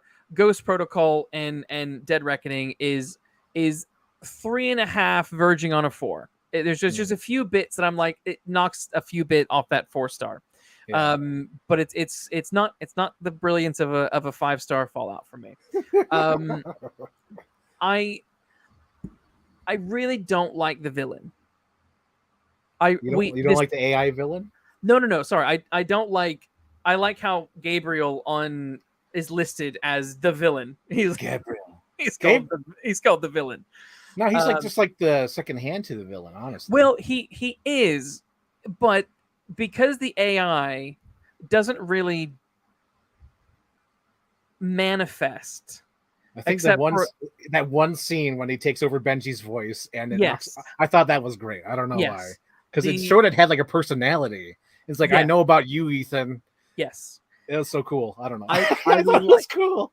I like that scene. That I wanted more of that. I think you either need to have this ambiguous enemy, this invisible enemy, more present throughout things, or you need to have your human villain be way more interesting, because they tried to make him interesting. So I guess I'm going to change it to spoilers, because that's about as spoiler free as I can make it. That's about as spoiler free as I can make it. Yeah. We're in it now. So they have this bit where they kind of flash back to Ethan's past, where this girl gets shot and Gabriel is responsible, and there's something there. But the film never explores it. And I don't really understand why not. Especially when it's a 2-hour, almost a 3-hour movie. I don't understand why you didn't devote because even in Mission Impossible 2, there's enough time devoted to understanding why Ambrose hates Ethan Hunt. And I'm like, I don't understand why they couldn't have just given, because he doesn't really have much of a personality, Gabriel. Mm-hmm. He just sort of walks around, says things, and I'm like, I don't really see how you're tough or menacing or threatening. And why are you in a case with that helmet on? You remember the train scene when Paris opens the trunk and he's inside wearing like a virtual reality mask. Well, the thing is, no, he's not wearing that. I think it's like an oxygen mask, because he had to be shipped It has a dead reckoning thing. Either way, there's something. He has a breathing mechanism on it as well, so that's why I'm like, they had to ship him there. Because I saw that. What do you mean why? Because he has to be invisible. He can't buy a train ticket to show that he was on there. He's supposed to be like an invisible entity. He's this dude just walked through the airport. And he was being deleted. He was being deleted as it was going along. There was only one. So anyway, this guy is invisible. He was brought on like a freaking Dracula, which I loved. That's what I like. That's why I'm like, this is what clearly they're doing. He's doing like a Dracula shit where he was like, they open up the casket and he comes out. I'm like, this is great. This is awesome shit. I don't know. But like, yeah, he's not going to buy a ticket. He's not going to walk through an airport. They're going to put him on there with an oxygen mask and they're going to open him up on the train. And then he's going to leave the train without even leaving any presence because the train's going to fall off the thing. They can't have like, oh, we have one missing passenger. You know, they got to have him. They sneak him on the train. I get that, but I just thought if he's being erased while he's in the airport, why can't he not just be erased while he's on the train? Nah, because then like they're going to have that that ticket on there. Because in order to get on the train, you got to have the ticket. Erase the ticket. No, because then they're going to show the records and erase the records. It's AI. That's the thing. It's AI. The AI can do anything. But like Luke, it's an older train system, man, and the AI can't get onto the old printed ticket. I know they said it was the Orient Express, but the Orient Express is very modern these days. It's not like Agatha Christie's novel. In this universe, no. Strikes and gutters, man. God. The royal we, man. I don't know. So, what's your take on Haley Atwell?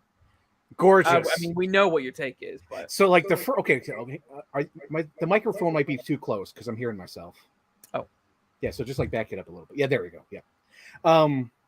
What was I gonna say? Oh yeah, so the minute she shows up on screen, I was like, I literally said out loud, gorgeous. Where's this woman been? I need her in my life. Yeah. But yeah, I thought her character was great. It was wonderful. She's sort of that pickpocket, there's like that conversation between them. It's sort of like that His Girl Friday, like those old school like movies. And I like the whole like handcuff sequence. That was great. It reminded me of like something from Who Framed Roger Rabbit, where him and Roger Rabbit have to go around handcuffed. And then that whole car chase was wonderful because she doesn't know how to drive. And it reminded me of one of my favorite movies of all time, What's Up, Doc? Yeah. Because in What's Up, Doc, Barbara Streisand doesn't know how to drive. And I think she's driving for a little bit, and then Ryan O'Neal have to switch seats because he knows how to drive, but he can't see. So it's funny. And then they're driving like a little punch bug in What's Up, Doc? And then in this movie, they're driving a little Fiat. And it's like the same thing. And it's because in What's Up, Doc, there's like a whole car chase. There's like a police officer, a taxi car, and they're all going down the stairs and driving around San Francisco. Same thing happened here. It's a big giant Humvee. You got the police. You got Shia. He's chasing them. It was great. Yeah. And I love the sequence. I think she's a great addition. There was a scene in the movie where she dresses up like David Bowie from Labyrinth. I don't know if that was intentional or not, but she reminded me of the Babe with the power.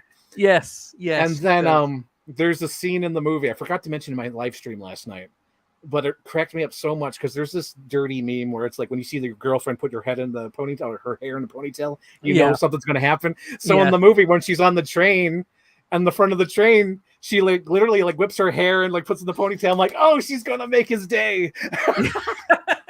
She's going to save the day. And then she literally does. She has to save him. Yeah. And then that whole sequence on the train at the end. Damn, that was like some Spielberg shit. That reminded me of like Lost World, Jurassic Park kind of stuff. It was exactly Lost World, Jurassic Park, and it was about. Oh, geez, Luke, come on! I like the burning oil because I'm thinking like, oh Jesus, I know that burning oil is bad, and then the fire, and then they have to keep running up the train. I thought that was great. It's good stuff. There's good tension, and I think that's the reason why you kind of don't like this because how it's length. But I think they could cut the length out in the beginning rather than the end, because I think at the end, you need all that tension. You need all that tension on the train. That works. But I don't know what time did you see this movie? I'm curious. This has been bothering me. Midday. Okay.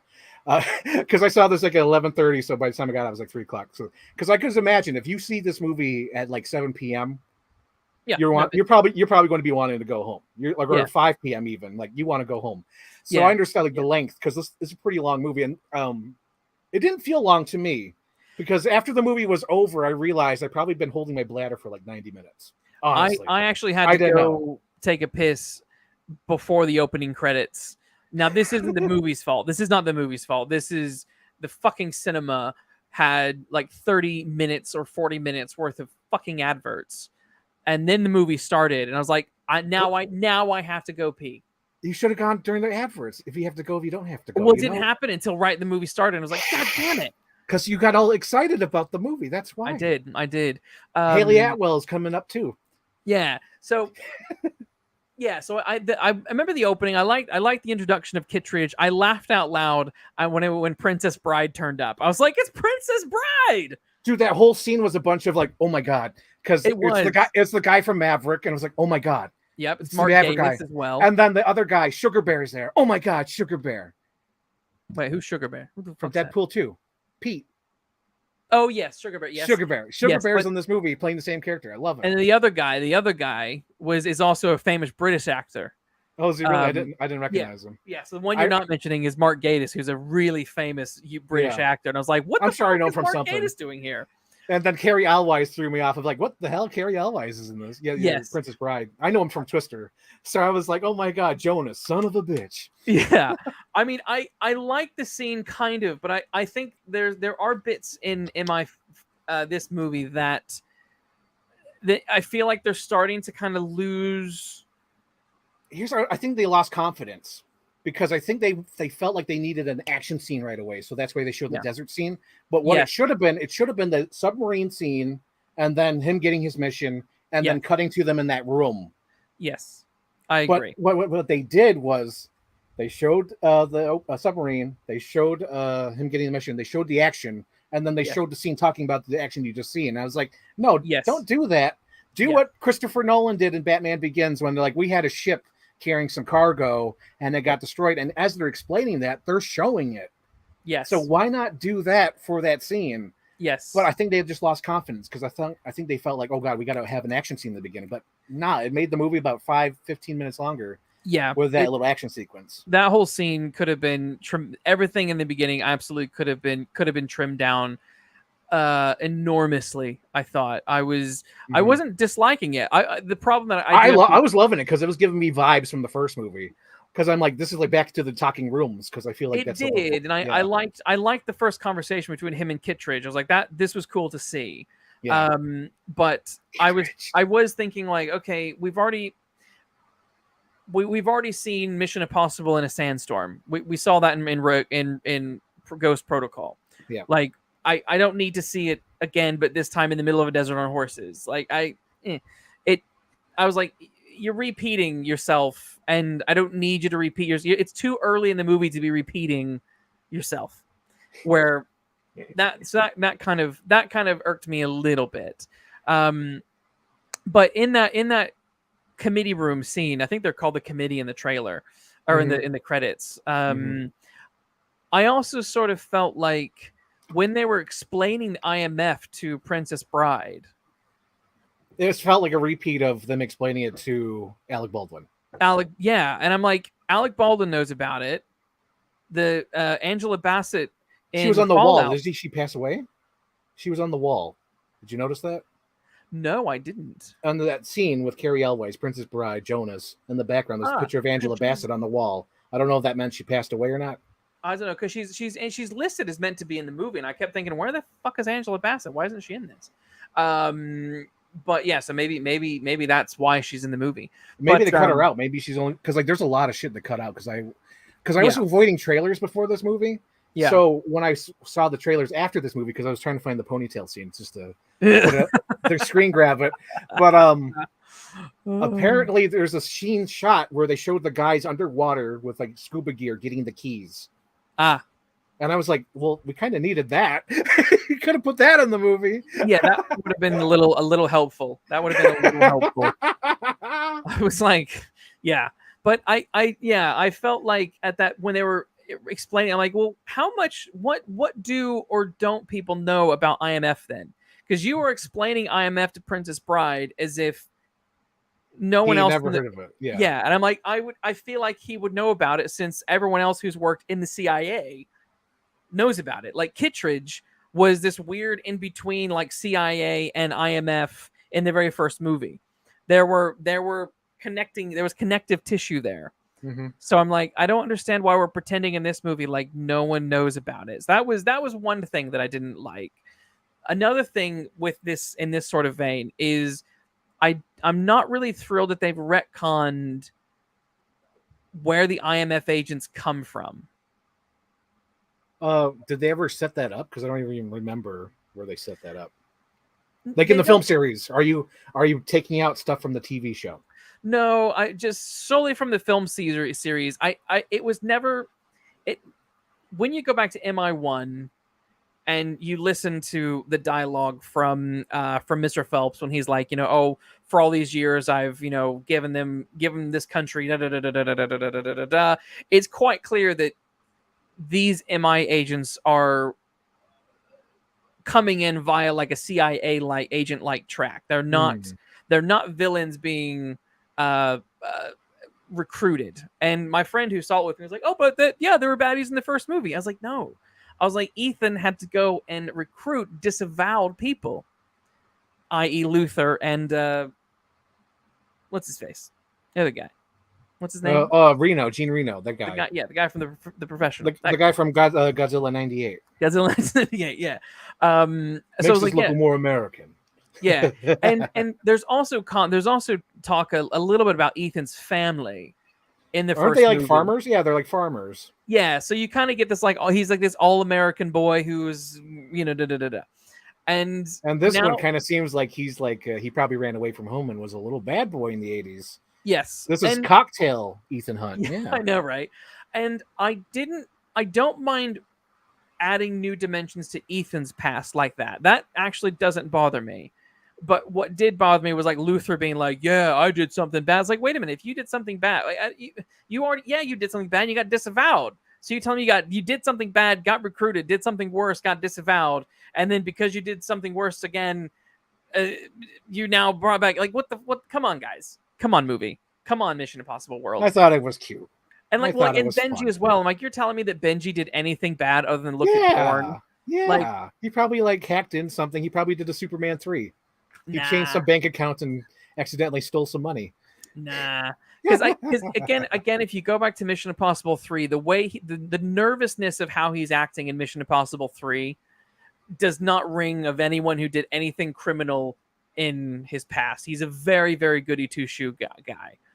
So they're retconning a little bit. I'm like, I wasn't thrilled with those couple of bits. I don't know. They didn't work for me. I was fine with it. They didn't work for me. I liked it. They were recruiting Haley Atwell, and I want her to be in the movies. Well, I don't mind that, but they did that in Mission Impossible 2. Naya was a thief that they recruited. I think the thing is I'm not connected to the first two movies. So maybe that's why. Because I think I'm more emotionally connected to like 4, 5, 6, and 7. So maybe that's why. Because like I think a couple months ago, I finally rewatched the first one since like the 90s. Like honestly, sat down and watched it because that's when I found out my mom has been referencing the knock list. Yeah, because like for years my mom's been saying, let's check the knock list, and then I watched Mission Impossible. I'm like, what the hell? You got it from the first movie? She's like, yeah.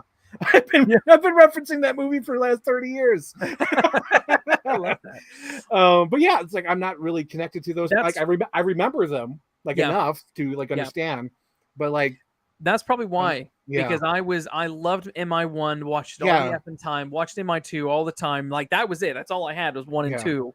That's all I had. That's all I had. That's all I had. So it was like, okay, that's why I was saying like Ambrose is like Dead Reckoning is like similar to MI2 in that your villain is an ambiguous entity. MI2 was all about the virus, the Chimera virus, right?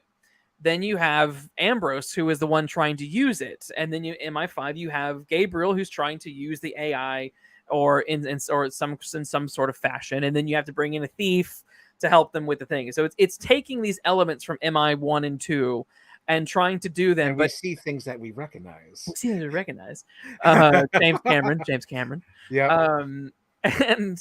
And so for me, I'm kind of like, well, MI2 did this a little bit better because there was just a little bit more meat to the bones of the villain and the thief. So one thing like superficially, I think I really like Haley Atwell's Grace. Like, there's nothing about her, like the idea of her character and what she does in the movie that I dislike.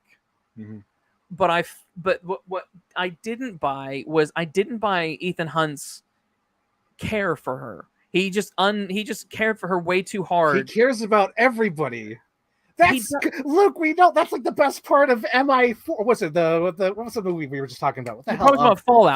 Fallout. When the girl gets shot. When the cop. He cares about everybody. That's the reason why I love about Ethan Hunt. This guy, like every human life, is important to him. Unless they're shooting at him, then he don't give a fuck. Yes, I know. I don't mind that. I don't mind him caring about someone on like a superficial level. Like, oh, I want all people to be safe and da. But there wasn't enough of a connection to buy why he cared about, like in the way that he cared for Naya in 2. I bought that connection quite quickly. The other thing is the flashbacks that they keep cutting to that really. I think it's another thing where oh god. So I'm pulling in my own baggage. Like you're pulling in the baggage from the original movies. I'm pulling in my own baggage from another movie, which was The Jackal. So there's this movie called The Jackal. Bruce Willis plays a spy, and Richard Gere is this guy who always falls in love with women. Yeah. And The Jackal always uses that against him. Yeah. And I feel like I have that mindset with this, where Tom Cruise has a lot of women in his life. You have Rebecca Ferguson, you have the Paul Pattons, you got the girl from the second movie, whatever her name is. And then now you got Haley Atwell, and he's very protective of them. Yeah. And the A knows this because there's even that woman who died in the 80s in the flashbacks. Yes. So so the AI's messing with that. Like, I know you can't protect your women, Declan. So it's like, so maybe I'm bringing in that, like that kind of thing. Piggybacking off of that, that was something else that I also didn't quite buy either. I don't mind Ethan. I understand that Ethan is like he's a very righteous hero, right?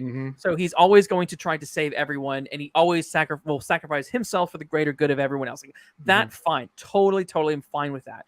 But I was like, how many women has he actually had in these movies? Well, he's had 2. Really, two lovers, and that was Tandy, that was Naya, and Julia. Mission Impossible 3, her head explodes. Oh, is that Julia? No. The blonde in the beginning with the brain. That wasn't her lover. That was just that was like a student. Yeah, as a student, but he was very protective of her. Hinted that he even had an affair with her, and that's why he had to leave her alone. And then he was trying to save her, and then the head exploded. Yes. Well, Luther was like, "Did something else happen?" He was like, "How dare you?" So he made it clear that there was no riffraff. Come on, Luke. He made it clear. There was a kiss. There was a "I love you, Indiana Jones" written on her eyelashes. So I just didn't quite buy this whole like you can't protect your women thingy blah. I'm like, the film it was stretching the bounds of, I think, what has been set up in the other movies for me, and that was moments that I think were kind of pulling me out a little bit. Now, Shea Wiggum's character. Shia. Is it Shia or Shay? It could be Shay. I don't know. Whatever. I like this dude. He is the greatest. Yes, He's really like him. I like him a lot. When I saw he was in this movie, I was like, "Fuck yeah, I like this dude." Yes, he was in this movie, and he was great. He was mostly great. Now, this isn't about. Now, I will clarify what I say. I will clarify this. But I recently saw him in the last 2 seasons of Perry Mason on HBO, and he was just he was great. He needs to be in more things. He needs to be more things. I really like him. So what was sort of, again, we get to treading familiar territory with this movie, and it's like, okay, Ethan has to go rogue. They always go rogue. I love that line. They always go rogue. But he's like, what if he had to reason? Which I think is a repeated line with Jeremy Renner, right? Or something like I think so. Yeah. There's something about that. And this is where it's like, look, if you go back and like, if you compare like Mission Impossible or Bourne, like at least there are similarities, but they don't sort of constantly do the same gags over and over and over and over and over and over and over. And I think it's why I loved Rogue Nation so much, and I really liked Fallout, is because it moved away from Ethan having to go rogue. He's just finally being MI agent, doing the mission that the IMF want him to do, right? And now it's back to he's face to face with Kittredge. He's got to go on the run. We don't actually need that angle. I don't think that angle added much to the tension of the story, personally. I think just give him the mission and have like the fact when we got to that committee scene and Kittredge's like, "Oh, I've not heard from my agent," and I'm like, oh, for fuck's sake! I'm like, come on, Ethan, just stop it. Just stop it. Stop going rogue, please, buddy. He has to keep going rogue. He's got to keep going rogue. No, he's gotta. He works better under pressure. Have you not seen these movies? The more pressure he can be under, the better. So honestly, yeah. So that sort of that irked me a little bit. And I guess I should clarify saying these are all sort of minor nitpicks. I'm still saying it's on par with Ghost Protocol, so it's not a terrible movie. It's still entertaining. I think I can kind of separate it because I'm seeing it as Tom Cruise filmmaker, because I feel like and the reason why these movies are so good is that you could jump in at any point and feel like you could, this could be your first Mission Impossible movie. Yes. And it'd be okay. Yeah, I agree. Unlike a Scream 6, where I feel like you need to watch all the 5 Scream movies before you can watch Scream 6, because there's so many references and callbacks and like even like hints of like things from the previous movies, like Mission Impossible, whatever was this, Dead Reckoning Part 1. You don't need to watch the other ones, and I think that's the reason why all these little elements are sort of repeated, and like you have to say those lines. But this one was a little bit weaker, but I can see what he's doing. This is the filmmaker Tom Cruise, because I feel like he doesn't want to alienate anybody. Because like even with Top Gun Maverick, like I don't think you needed to see the first one. You just need to see Top Gun Maverick, and like you get the idea. I agree. I think that's the reason why his movies work so well, because you don't really need to see the previous one. I think that's what makes him as a better franchise filmmaker. I agree. I agree with that. There's nothing really I disagree with that. It's just that you could still do something narratively slightly different to the other movies and still make that work. But you mentioned Top Gun Maverick. And I think that's another reason why this film isn't quite hitting it for me. Because I think that's why you've been on top of the mountain and you know what the mountain's like. So now you're riding this next roller coaster, and the roller coaster doesn't go as high as the Man of Steel. Like I like the Viper, but the Viper is in the Man of Steel. Yeah. Yes. It's like Fallout. Fallout was the ascent, right? I'm like, this is great. This is great. Top Gun is the peak. And then Dead Reckoning is like, you're almost at the bottom of the mountain. You're like, oh, okay. Yeah, that was... It's not that far down. Because here's the thing, with the action in this movie and the tension, that's like worth your movie monies. Because you watch something boring like fucking Dial of Destiny, where old man's in the cart for like 40 minutes, and then he's still in the cart because he's got to repair the cart and put like a piece of gum on it, and then they're still driving in the cart. It's like, come on, man. With this... Luke, we got a fucking punch bug driving down the streets, going in alleys. They got handcuffs. You got Humvees, and you're telling me this is the bottom of the valley? Yeah, what the shit? Not the bottom of the valley, not the bottom of the valley, but it is just down. Dial of Destiny. it's down. Well, if we're talking about like summer blockbusters and movies here, come on. I know, but I mean, this is Dial of Destiny for me. The further away I get from that movie, the more I dislike it. Any sort of from God. I don't know. I can't remember what I rated it on Letterboxd, but I'm like, I probably need to go lower than what I actually put, because I'm like 5. I didn't give it a 5. I gave it probably like a 3, and I'm like, maybe it's a 2. Maybe if I'm giving Dead Reckoning a 3.5, Indiana Dial of Destiny can't be a 3. that just can't be. No. But yeah, so okay, so good, it was harsh to say it's like the bottom of the valley. So it's a little harsh. Yeah, I gotta call you out. It's not that bad. No, I agree. I agree that the action, I totally agree. The action, the thrills, it's really good action. It's not boring action by any means. But I think your thing is you're just tired of the repeated story elements. Repeated story elements, and I do think some of the action just went a hair too long. A hair, like probably the running on top of the airport cut that down. You could cut that down. I did like the bit where they were like, "Where is he?" And then he's like running in the glass. Yeah, that's all you need. That was good. That's all you need. Yeah. And then the other one, what's the other action sequence? The Cicero, the Joker scene. He's on Avenue X and she's on Cicero. Yes. That kind of scene. That could have probably been trimmed down a smidge. Yes. That whole fight on that bridge. Where the fuck are people? Does no one see this woman fighting a guy with a sword and he's got a knife on this bridge? Is no one around to see this? I think that's why I sort of saw this, because like after the movie I was like, if this movie took place in the same world with Fast X, Jurassic World, John Wick, I would not be surprised. Yeah. Because in John Wick, like everyone's like jamming and clubbing, and meanwhile there's like a gunfight and people fighting. So I feel like if he were to walk in next to Ethan Hunt, they would blend right in.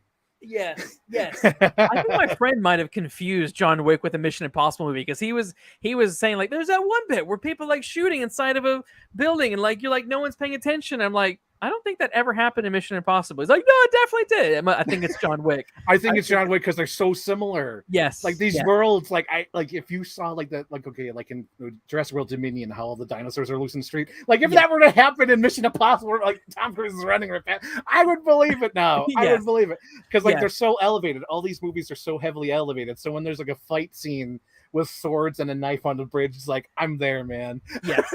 I agree. I get it though. I get it. Because like, it's where the series started off. The series started off as pretty grounded and serious, but as the series has gone on, it's been more like, what else can we do? Yes. What else can we do?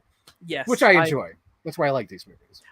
I do too. I don't. What I even though it gets a bit insane after you get from 4 onwards with the action, and this is a compliment.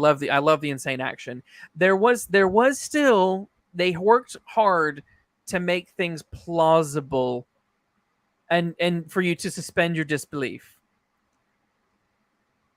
So like I could buy what was going on because they explained it enough and made it realistic enough for me to buy. I was losing that with this movie because they're literally just standing on top of a speeding train, and MI1, they're literally having to like hold on with magnetic seals, or climb up the side of that building in Dubai with everything was quite. There was a slight more realism to it. You disagree entirely? Yes. I because the fourth movie. So remember, we have the hitman. He's like the second big fight bad guy or whatever, and they're in the desert scene. Tom Cruise is fighting him, and then he punches him, and their piece of mask falls off, and you find out it's the old man. Yes. But the old man somehow was strong and powerful and fast. Yes. So that's unrealistic. And then in Rogue Nation, that's the one where freaking Ethan Hunt dies, and they bring him back to life, and there's a car chase scene, and then he's immediately fighting a motorcycle. I don't think you could do that after you died. And then what do we got? We got Fallout. Does he die? I thought that was in 3. He dies. No, he dies. In 3. They in the what do you call it? Because he jumps in the pool, right? And he drowns, and Benji has to bring him back to life. And he says, "Ethan, you were just dead." And he's like, "What are you talking about?" So that's a little crazy. And not only that, but like the whirlpool thing, that's a little crazy. Like that one was a stretch. That's a stretch. So it's not realistic. And then we got what do you call it? We got Fallout. I love that movie, but there's some stretches. There's reality being played with here. No, I'm not saying that they're like being realistic. I'm saying that they made the world believable enough to be like, I can buy that Ethan Hunt can do these things. I don't buy that everyone can do these things, but I buy that Ethan Hunt can do these things. But because like they're all on top of a speeding ass train, just walking around. Yeah, they filmed it for real. They filmed it for real. going probably like 2 miles an hour. How dare you say that about our Tom Cruise, our Lord and Savior? How dare you, sir? They built this train for you, Luke. 2 miles an hour. So I never finished my comment on Shay. So that's right. Oh my God, this is like half an hour since Shay. Finish your comment. Jesus Christ. Okay. So I liked him, but what frustrated me about him, and I'll piggy this back onto the character of Paris, is I who is he? Who is this team? Why do I care about them? What is his connection to Ethan Hunt? Like, why are we spending so much? Like, literally, they kind of were only there to do like weird exposition, like because his partner guy, the only one that survives the shootout in Rome, right? There's Shay and the other guy of his team that survived, and he's like, well, the guy's like basically like being like, oh well, maybe Ethan's right, and then that's basically the only reason that character exists is to just say those lines, and then for Briggs to just let Ethan go and help out on the train a little bit. And I'm like, again, I'm thinking you've got a 2-hour and like 50-minute movie. Like, add some depth to your villain, add some depth to your supporting characters so that I can invest in them a little bit more, because I think superficially I like everyone. Mm-hmm. The idea of every character I like. But I'm just sort of like, I want, like, if Mission Impossible 2, if John fucking Woo can add some depth to Sean Ambrose, and like that scene in Mission Impossible 2 where he chops the guy's finger off with the cigar cutter. That tells you loads of all what you need to know about what kind of guy he is. Mm-hmm. Or when he gives Nia the dress and makes her put it on while he's watching like a skeevy perv. Like, those moments tell you, or show you rather, what kind of creep and villain this guy is. And it's like, that's what I want to see. That's the kind of stuff we need. We need moments like that, so we really, like, this guy shooting some woman in the past, and that's all we get, but we don't really understand anything about Ethan's past. I'm like, well, are you going to flesh this out at all? Are you going to do anything with this, or is this all we're going to get? Like, do you think this is going to come up again in Dead Reckoning Part 2? The dead girlfriend thing? It might be the opening scene. If I were to do like the Part 2, I'd probably open it with that scene. You see probably de-aged Tom Cruise, and then he gets caught, and then he wakes up from the dream because he's on the run. Yeah. Did you see his comments about de-aging? No, I didn't see. He recently said that they toyed with de-aging for that scene, and he was going back and forth from saying, "I really like de-aging too. This looks like shit." So I don't. Here's the thing, Luke. We'll see. Here's the thing. No, here's the thing. I have a. They probably did it to cut down the budget because it already ballooned, so they probably wanted to cut it back on that. And like, do we really need these 2-second de-aging? Nah, cut them out. And then the other thing is, I think they already de-aged Tom Cruise in The Mummy. I shit you not. There's like a couple shots in The Mummy, where he looks like young. But I was just thinking as you were talking, I don't know why, but like it just like occurred to me. It's a weird comparison. Yeah. But I almost feel like Ethan Hunt is like Christmas. Like he's like Christmas. He's the holiday. And in your holiday movies, you got to have the one person who doesn't believe in Christmas. Yeah. And at the end of the movie, they believe in Christmas, and that's Shia. Yes. I feel like that element is needed for like at least in everyone's occasionally in the Mission Impossible movie. Yes, I didn't mind that at all. I quite when they did that at the end, I was like, oh, finally we're getting some character from this fucker. Like, great. Like, that's what I'm wanting. Like that, I liked that. But I wanted something. I needed more motivation for why he's doing what he's doing, other than just like, government tells me to go, I go. Because again, I'm saying this because great actor, don't underutilize great actors. Like, I think that's what annoys me. I'm like, you have a great actor here. You could do a little bit more with them and give them a little bit more meat to chew, I think. Yeah. And I think the same way with Paris. Like, yes, she's on paper, like, her scenes are cool. Her fights are awesome. Like that alleyway fight is really intense. And I enjoyed it, but she's one dimensional, and she has more dimensions than Boba Fett. Yes, kind of, maybe one more dimension, but because what was silly to me was we have the whole train sequence, and they're Haley Atwell and Tom Cruise are hanging and about to die, and then suddenly she comes and saves them. Yeah. I'm like, why? Because he spared her life, and that's fucking with her. How does she know that he's there? Because he's Ethan Hunt. Who else is going to try to save the day? It's Ethan Hunt. Ethan Hunt is trying to save every human being on this train, and he's in the front of the train. How does an assassin who's just been stabbed and is bleeding to death know to go to the front of the train that's crashing to save two people that she doesn't know are there? She's going to save them because she hears the screaming. The children were screaming, Luke. The children were screaming. She knows Ethan Hunt's there. She's seen the police there and saying, go to the front of the thing. And she's like, okay, so if they're saying this, where the hell's Ethan Hunt? He's here. So she's going to the front of the train. I can kind of buy that a little bit. What annoyed me the most, even more than that, was that she was like, the AI told me or told Gabriel that I would betray him. I'm like, thanks, movie, for just telling us this. Like, could you not have had a complicated scene between Gabriel and Paris where the AI says it and he's like, should I kill her now? Should I not kill her? Like something. Why did he not just get rid of her then and there? Because that would be too cheesy. And it would be like, Lord Palpatine, what should I do? Your Vader will defeat.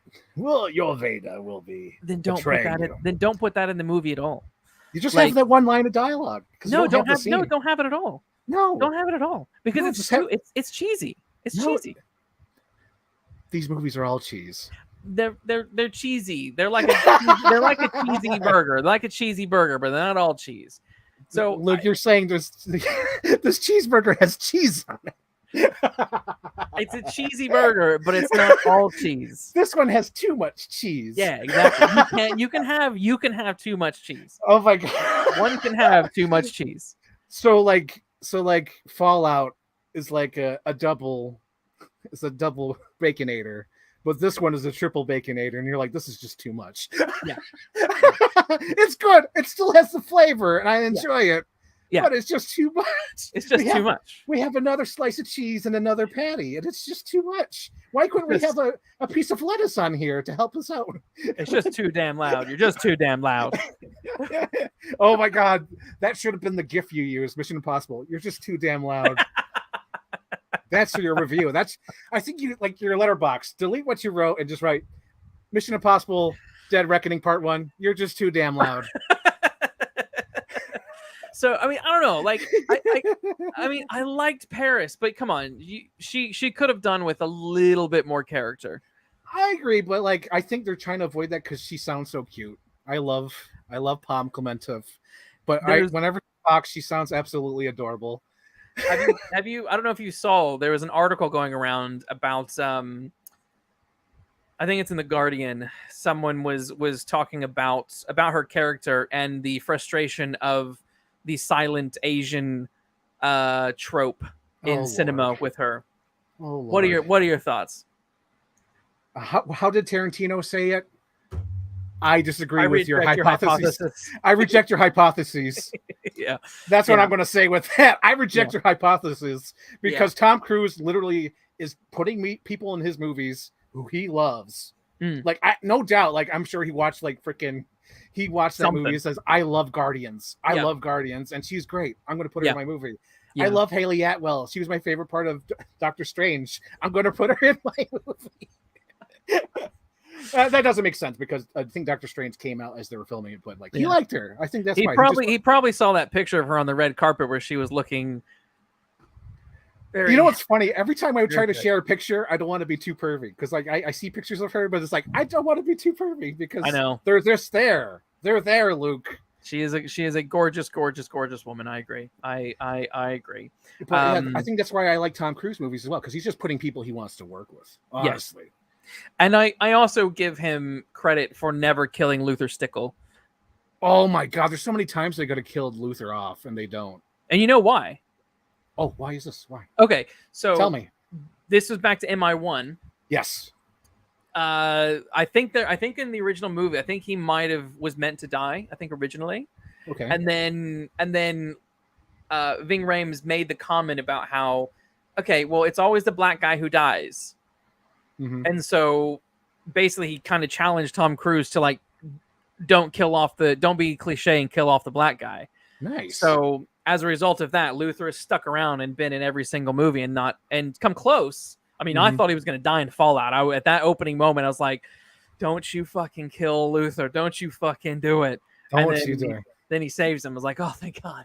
Oh, thank God. Like it warms my heart that they're in all these movies, and even that Simon Pegg joined the family. Yeah. Oh, geez, don't come on. You don't like Simon Pegg in these movies? Oh my God, I don't. It's not that I don't like Simon Pegg in these movies. It's my friend of mine, James Benmore, made a comment about this the other day, or maybe it was today, where he kind of talks about British comedians who do really well in Britain, but then go to Hollywood and then get roped up in these Hollywood franchises. They just sort of.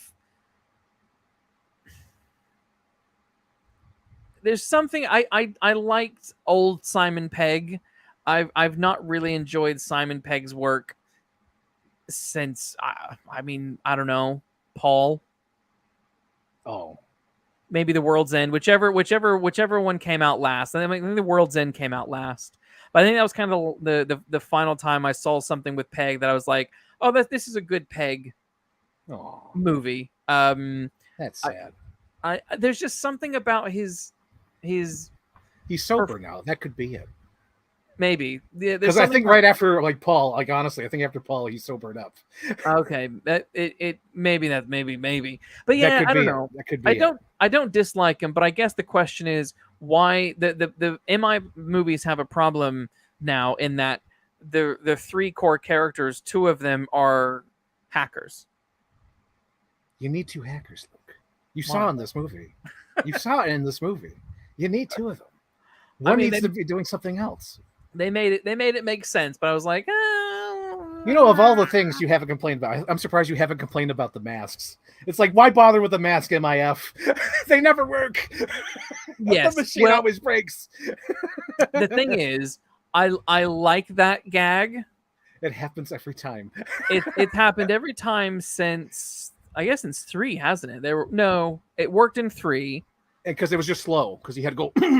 Yeah. So it worked in 3, and then it was 4 when it started. Because I think that's what made 4 interesting. Because I think in the first 3 movies, all the technology works. Yes. And then 4 is like nothing works. And then I think Tom Cruise realized, like, hey, yeah, that element works because everything could be easy for these guys. But what makes these movies great is that the mission never goes according to plan, and they have to make it up as they go along.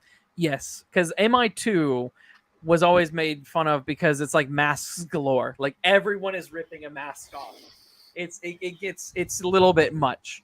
So I liked it that they started toying with that in 4 and 5 and in Fallout as well, where they got the guy in the bathroom and they're trying to scan his face, but Henry Cavill's bashed the guy over the head with the laptop that they need. So I was like, I was totally fine with that. I'm fine with masks not working because, you know, we got our one mask gag at the beginning of the movie. That's all we need. You need one successful mask gag, and you do it at a time when it's not like pinnacle, right? Mm-hmm. So yeah, Phil asked, do they have masks in MI7? Yes, there are masks in MI7, and they're great. And the how many are there? Is it 1 or 2? We have. I guess we're on spoilers, so there's an Ethan, and then there's a Haley Atwell at the end. I think that's yes, 2. The Haley Atwell one. Yes, yeah, that was good. Yeah, that was I like that. I didn't like the club scene. Oh, the remind me of the babe scene.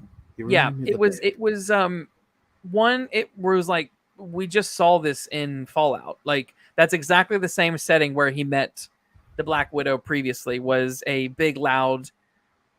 She loves clubs. Dancey club thing. That's her aesthetic. Yeah, and I'm just like, come on. And I think they wanted to do something cool with the lights. They're like, oh shit, this is the AI. He's here. He's watching us this whole time. Yes, that's Saruman. Aruman. So, okay. You just made me reminded me of a point I was making to Claire the other day, and I was thinking about comparing this movie to Lord of the Rings. This movie can compare to everything. It even has like a fucking Jack Sparrow thing at the end. Jack Sparrow. It does. Go ahead. But what I was saying is like it's the AI is Sauron. It's the eye, right? And then you have Gabriel, who's meant to be Saruman, and then you've got your fellowship who were trying to go and find the ring and destroy the ring and just kill Sauron, all that kind of stuff. And this, my point is Lord of the Rings, which was 3 hours, 2.5 hours long, around the same time length as this, had more characters that felt more fleshed out than what this did. But those are movies about characters, and these are more about the action sequences. Yes and no. I agree. Their action is high up there, but I do think, like, as I was watching MI Fallout today, there was a lot of character stuff coming out with Angela Bassett, with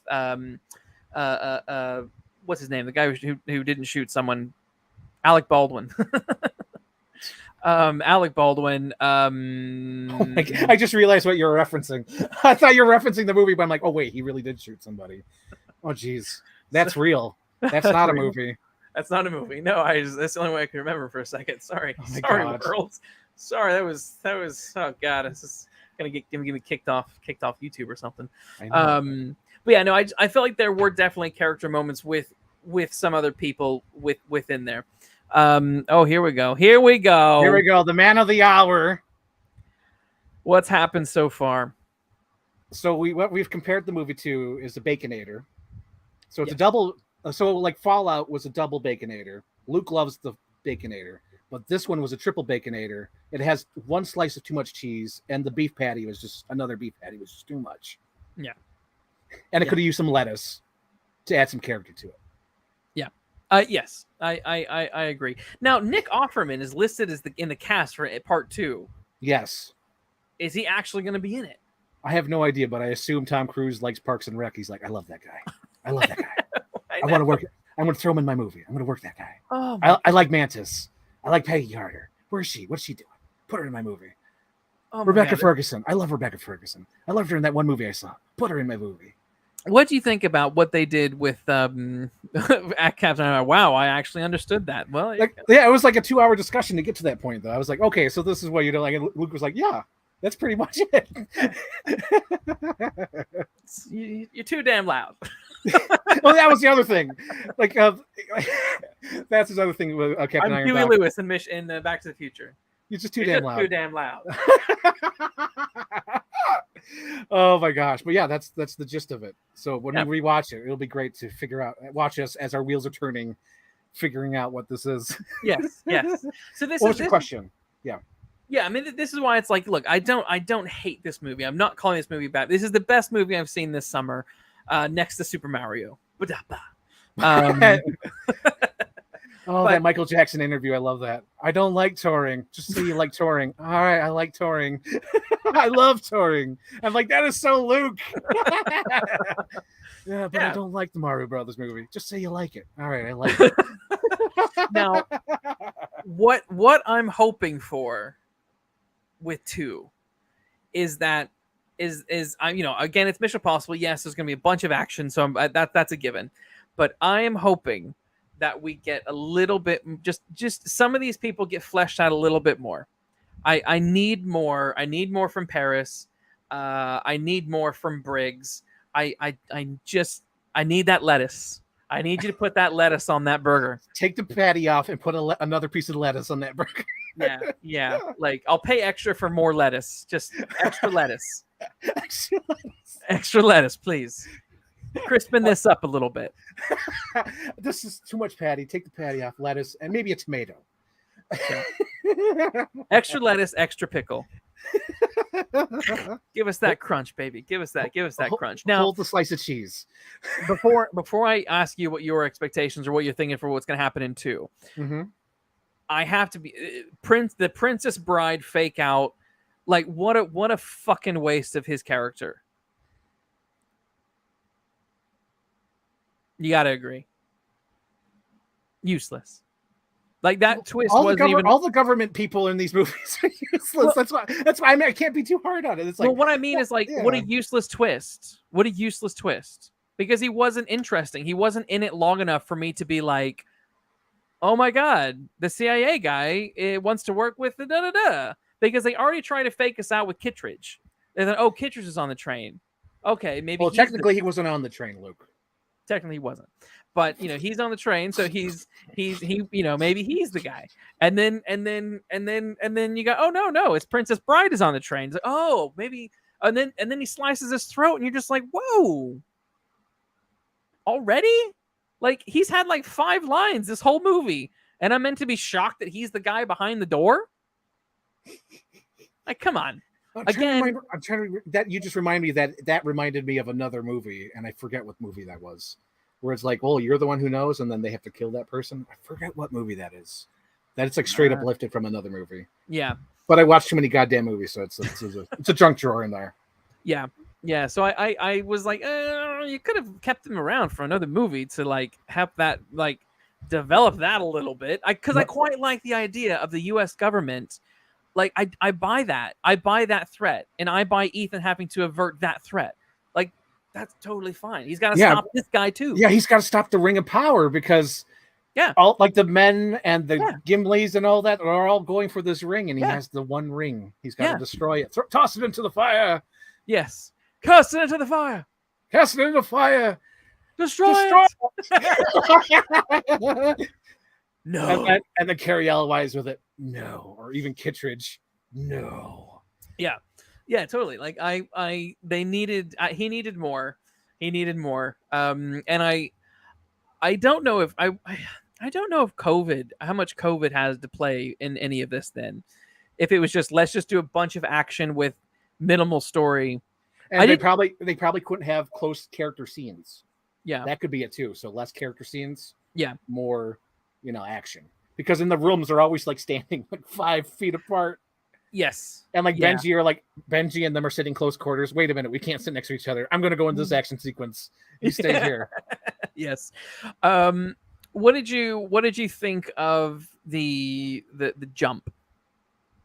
The jump was beautiful. I love that humor because it's always that humor because it's like an escalation in all these movies because it reminded me, it was almost like a callback. I think it's to Fallout when he gets to that window. He says, "Jump." What do you mean jump? And then he finds out like he's on the 3rd story. He's like, yeah, just jump. So this one again is like, jump. Yeah. He's like, you've done this before. Just jump. Yeah. Yeah. I did like it. I thought it was cool. I don't even mind the cliche where he smashes through the window and saves Haley Atwell. He did the Jurassic Park. He did the Jurassic Park thing where the T-Rex comes from the top right of the screen to save them. That's a joke I always did in my YouTube poop because they do that in every movie. Yes. Like it's like Bane is about to blow Batman's head off with a sawed off. You'll just have to imagine the fire. And then the T-Rex comes in. And then Iron Man 3, I am the Mandarin. And then the T-Rex comes in from the side. Yeah. And then in Guardians of the Galaxy with Rohan. And then freaking Rocket Raccoon comes in with the spaceship. Yeah, this is established. Ethan Hunt became the T-Rex finally. It was great. I didn't mind that. That was all right. I was really wondering how the hell she was going to get out of that though. I did too. I was like, okay, they're not going to kill her, are they? They could do anything. They could do anything with these movies. That's what I love.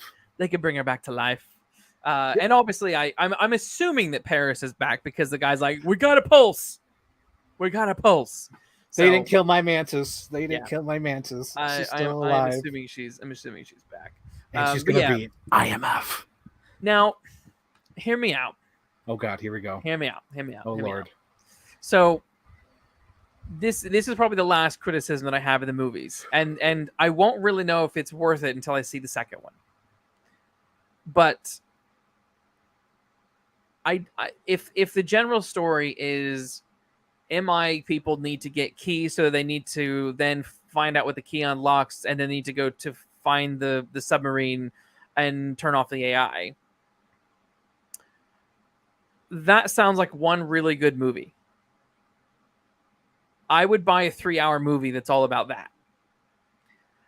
My worry is that we've had a whole movie about finding a goddamn key. And now we're going to have a whole movie about finding the goddamn thing the key unlocks and turns off. And I'm just... And as you were saying earlier, they plot their stories around the action, right? So they clearly have a bunch of action ideas, and they're using this as the skeleton to hang these set pieces on. And what my worry is, are the set pieces enough? Are the set pieces enough to warrant 2 whole movies about a rather simple plot? Do you think so? I don't. I'm not sure yet. I need to see the second one. Here's the thing. I love Tom Cruise and all his crazy action sequences, and I'd rather have him do these than an old man driving a golf cart through a fucking scene. I think agree. that's the thing. And now that I I'm agree. thinking about the summer. I'm thinking about the summer, Luke. I Yes. got like they're all in my rear view mirror now, and I'm looking back. I'm looking back at Flash. I'm looking back at Dial of Destiny. I'm looking back at John Wick. Like John Wick was great. But like, yeah, we're like, I'm willing to sit through and like even John Wick, spoiler alert, John Wick fucking dies in the 4th movie. Yeah. And they still want to make a 5th one, even though the motherfucker's dead. And it's like, yes, if you have scenes and you have more things to do, fucking give me another one. As long as like those scenes are good. Yes. Don't give me something that's like mediocre, like a fucking Star Wars where they have no idea what they're doing and they're just throwing shit at the wall and like, it's crazy. Captain Iron Dog, what do you last one? Are you sure, Luke? Are you sure? I don't know what you're talking about. You gotta remind me. You were talking about your last complaint, like my last thing I have to say, my last criticism of the movie. That's what you said. Yeah, I mean, I've been going for 2 hours, so it's he's doing his thing. Are you sure about that? Are you sure about that? From that guy, that new comedian. Oh right, and Phil, what? I guess Phil didn't know that John Wick. Yeah. Well, he could come back because they don't show the body, Phil. That's the reason why they're they don't show the body. I know that. I haven't seen the film, but I know they killed him, but they don't show a body. Yeah. And that's how you do it. That's how you bring Sherlock Holmes back from the dead. You don't show the body. Yeah, you don't show the body. But yeah, I'm down. I'm down for another Mission Impossible. I'm okay with it. I want another one. I'm not saying I don't want another one. I'm just. And the other thing is like it's like I kind of mentioned Pirates of the Caribbean earlier, but it's a similar thing with the heart. They spend a whole movie trying to get the heart. And the next movie, they got to spend the whole thing to get it. Luke, you love those movies. Don't you dare. Don't you throw them under the bus. No, I've been very honest about my thoughts on Pirates of the Caribbean 2 and 3. What? You don't like? I thought you did. I love 1. And 2 is a clusterfuck. And 3 is... like them. I don't dislike them, but they are the product of people filming a movie on the fly. They didn't have a script. They didn't know what the fuck they were doing, and you can tell it in the story. The story is just bombastic bullshit going on and on and on and on and on. Like how many times they in that spinning goddamn wheel fighting with the swords, like that went on. How many the whole like 30 minutes of. But you see all the connections, long action sequences made up on the fly. Yes, well, I don't think the only difference is though. The only difference though, because we were talking about they come up with the action scene, the story comes second, but they know what they're doing. Tom Cruise and Christopher McQuarrie. Yeah, that's like the dream team. Yes. They're great, so that's why I trust them. That's the difference between the Pirates of the Caribbean and this is like they both have the action sequences. They both go on for 3 hours and 3 days and 10 nights. Yes. But at least these guys know what they're doing. They don't fumble the ball with the third Pirates movie. Yes. Yeah. And I think 2, I like 2 more than 3. Pirates 2 more than 3. I love 2. I love 2. 2 was one I enjoyed the most of that 2-parter. Mm-hmm. 3, it just, you could feel just the dumbness everywhere, like just smeared all over the screen. I'm just like, oh my God. What are you doing? Oh, geez. Mm-hmm. Yeah. So I agree. Like Mission Impossible is tight. It's kind of annoying. I almost wish there were like different levels of review because I feel like reviewing something like Indiana Jones is like reviewing a McDonald's. And I feel like reviewing a Mission Impossible is reviewing something of a higher quality. So like a 3.5 star for a Mission Impossible is actually still like. That's why you got to bump it up. That's why it's like it's like a 4-star. It's not a 5-star. It's a 4-star. Fuck it. I'm doing. I think that's what it is. I think that's what it is. Like because these movies are so great. Like a 4-star Mission Impossible movie is still good. Like I think when you give it a 3, like when I think of a 3-star Mission Impossible, I'm thinking like J.J. Abrams. That's like a 3-star. Yeah. All right, I've done it. You've done it. We did it. We did it, Captain Iron Dog. We did it. But yeah, like there's like a different ratings. Like you have to compare it to like it's. I know what you mean though, Luke. I know what you mean. Because like this is the same with like every franchise, like Halloween especially. Jesus Christ, like I'll give Halloween 1 and 2 like 5 stars, but like I'll give the sequels like a 2-star. But within that universe, for some reason, it's not like the AI, the entity knows you're not with it. It's like I've done it, but then when I refresh the page, it doesn't register that it's been changed. But the AI is against you. It knows. Yeah. It knows too much. Whatever.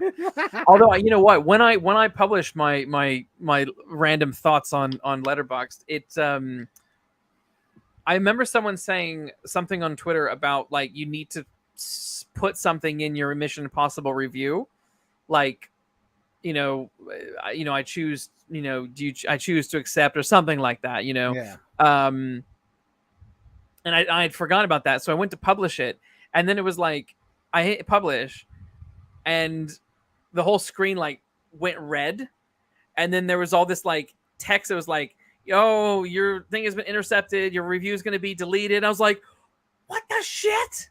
And then like it went black, and then it went green, and it was like IMF agents have secured your it's going to be published now. And I was like, I swear to God, if they actually would have deleted it because I didn't put the right words in, I was going to. Oh my God, that reminds me of a cool DVD Easter egg. Remember those? So for the Office Space DVD, when you put it in, it was like, "Do you want to start your DVD?" And you hit yes. Yeah. And then it looks like the computer crashes. Yep. And then it goes to the menu. And I was like, oh, that's great. Because I remember when I went to watch it, I was like, oh no, did I give my TV a virus? And then it popped up to the DVD menu. I'm like, oh, okay. Thank God. Oh, the days of DVD, like Easter eggs on the menu. I've not thought about those in eons, man. I've not thought of those in a very long time. Very long time. Oh wait, Phil says, well, first Captain Underdog says, I've never watched those pirate movies, and Phil says, I thought 3 was better, but seeing it more often 2 is better. 2 is life for me. 2 is life. I love 2. I saw. Go on. Yeah, I was going to say, I think I mentioned last night's podcast, but I watched part 2 like after school for a whole month because I love that movie so much. I weirdly saw it a few times in the cinema. I saw it 5 times in the cinema. Yeah. Wow. Because I saw it like full price the first 3 times, and then like the next 2 times or whatever, I saw it at the cheapo dollars theater, so that's why. Yes. Yeah. It was that was I think that was also when I think back to that particular time. That was just. It was a different era.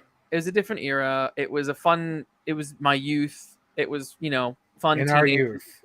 Fun teenage years. We're old men now. It's fine. We really are. It's like hitting me like so hard that like we're probably the last generation. Like Did you ever notice, like, after, like, iPhone was invented or whatever, like, there's been, like, less new shit, and it's just going back? So I feel like we're, like, that last generation. We're, like, the last ones who remember, like, the Happy Meal toys, because those hardly exist these days. Yes. We remember that. I remember the first time I, like, had this epiphany was around, like, 2010, 2011, and I was just very much aware that younger people who I was interacting with, like at university, I was like 21, 22, and like speaking to kids who were even just like not that much younger than me, like didn't seem to recall life before. Like they just couldn't remember. They didn't remember anything about the before times. And it's definitely far worse now. Like, they don't, like, where people like young, like at 24, don't even know who Michael Keaton is. I think we've discussed this previously. For those who are watching this and haven't watched it, I would call GameStop to say, "Hey, do you have the Michael Keaton Batman figure?" And they had no idea what the hell I was talking about. Like, we have a blue Batman, and I was like, "Oh my God, you don't even know who Michael Keaton is? That's crazy to me." Yeah. I mean, that's because I think I mentioned this on either your stream or mine. Like, I asked my niece, I was like, "Did you know there was a new Indiana Jones movie?" She's like, "What's that?" What's Indiana Jones? Did you know? Do any of your friends care about Michael Keaton in the Flash? None of my friends care about this stuff. Like, we watch Netflix and Marvel, and I'm like, oh God. And IG stories. and Instagram stories. Yeah, yeah. It's sad. It's sad. I mean, I guess the past is sort of being kept alive through some of these weird Instagram accounts that are like full on like Remember the perfection video game? Put the pieces into the slot, make the right decision. There's someone who I followed on Instagram who just like they have a whole room that's just decked out in 80s stuff. Like 80s games and movies and like VHSs. Like it's like a proper like museum to the 80s. But I also feel I feel like this summer and over the last few years is demonstrating that the nostalgia factor for the 80s is where is worn off. Ironically, though, Top Gun was the highest grossing movie of last year. Yes, yes, but I think in general, like we think Indy didn't do well. Yeah. Star Wars hasn't done well at all, really. Like, apparently, even Robert Iger's like, I like how Robert Iger's like, he did like that meme, that Eric Andre meme where he shoots Hannibal Burgess and says, "Why would Hannibal do that?" It's like he shoots Star Wars and he says, "Why would Star Wars do this?" It's true. That guy. Have you seen the trailer? Again, this is the other problem with Disney. It's like come up with something fucking new. Like I saw the trailer for Snow White today. Oh, did they even drop? I didn't even know. You know what? When I saw it, it said 3 weeks ago. Whoa! The trailer for Snow White dropped 3 weeks ago. I swear. Let me check my phone. Double check, triple check. Yep. Get the Pull it up, Jamie. Pull it up, Jamie. Pull it up. Let me see. Captain Iron Dog. I wish we had 90s stuff. Like I want 90s toys to come back. I want Street Sharks on the shelves. Yes. I want like vintage, like there we go. 3 weeks ago? Are you serious? Yes. Because what happened was the Critical Drinker did a video about it, and I was like, oh, they must have just dropped a trailer, and so I looked it up. It was 3 weeks. I was like, 3 weeks ago. 3 weeks.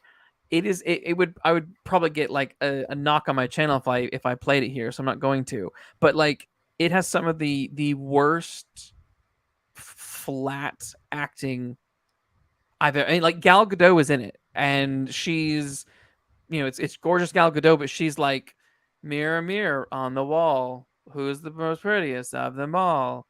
I'm like, that's the best take you got? Like, what? It looks like a Hallmark Channel movie. It's so bad. I haven't even watched it, and I don't think I'll watch it though. I don't think so. No. No. Oh yeah. So yeah. Now we go to the night. I mean, they're trying to do that. I mean, I guess they've revived the Fresh Prince of Bel-Air on Peacock, and White Man Can't Jump on yes. Peacock as well, I think. Yeah, but I don't know how well those are doing. I'm assuming not great because I hear nothing about them. I see tons of ads, but I hear nothing about them. Yeah, at least it's definitely over here. Peacock. We don't have Peacock over here, as far as I'm aware. So I just. Oh wait, so it's a fake trailer? What you're saying? The Screen Culture? Captain Iron Dog saying that's a fake trailer. Oh, is it? Is it? Okay. That would explain why she sounds like. That would explain it. I was confused because it was like Critical Drinker was showing stuff, and then there's all. I'm like, wait, really? Okay, maybe it is. Okay, maybe that's it then. Thank God. Okay, well that explains it. Well, it still looks like crap. Yeah, good. Good. But look, don't think Paddington's going to be in the next Mission Impossible, all right? Lol. You know what? I didn't realize that the Paddington director jumped ship for the third one. Oh my God! Didn't everybody jump ship? Didn't that one woman jump ship too? The mom did as well, and I'm like, oh man, like I really liked her. And the director, like, clearly was great because 1 and 2 were just charming as fuck. And I'm like, I don't know. I feel like losing her and losing him. I'm like, ugh. Also, like, Paddington goes back to Peru. I'm like, like the whole sweet thing about the second one was like his aunt is brought to London. So. What's he gonna go do? Is this gonna be some like, Paddington? I never mentioned Peru. That's for Captain Iron Dog. I think he's the only one in the chat who'll get that reference. I never mentioned Peru. I don't get it. Do you want to explain it? Do you want to explain Fine, I'll explain it for your folks because I'm sure your folks don't know either. So at the end of Transformers, they introduced the GI Joes, and Oh yes. and as he's chatting, he's like, "Yeah, I've seen you went on an adventure in Peru," and he's like, "I never mentioned Peru." I am probably going to watch Rise of the Beasts tomorrow night. You're not gonna like it, but I think you're gonna love Murderous Prime because honestly, I want him in a Mortal Kombat game. I want him in a Mortal Kombat game. I'm very, very reluctant because I loved Beast Wars so much as a kid. You're not gonna like it, Luke. Beast Wars. I mean, like.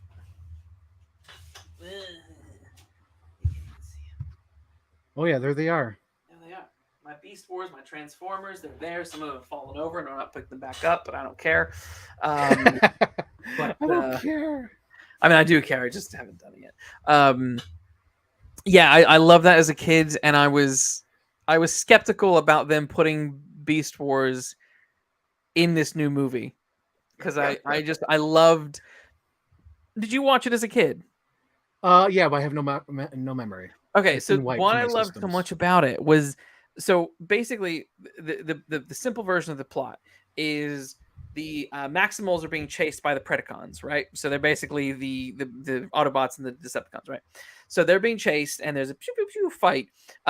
They fall through a wormhole and then crash land on a planet that's like a crazy prehistoric planet. There's no like intelligent human life. They're all sort of Neanderthalish-ish people that they eventually find, but there's no like humanity or nothing. They're just animals and stuff. What you come to find out, obviously, Optimus Primal is a descendant of Optimus Prime. He's way in the future, right? And then you find out as life goes on throughout the series that they are on a prehistoric Earth, and the Autobots have already crashed on Earth, and they're buried beneath the mountain. And there's this really deep epic beneath the snow. There's this really epic moment. I'm sure Captain Iron Dog gets that reference. Yeah, I don't get it either. But there's a really epic moment where like the Megatron's ultimate plan is to go and like remove the spark, the Allspark from Optimus Prime, right? And they, oh my god, it's like, and then how it's all like tied up quite nicely, and it's like this is like a sequel that's also as a prequel, kind of, because it's set where it's set, and they never interact. Like Optimus Prime and Optimus Primal never interact.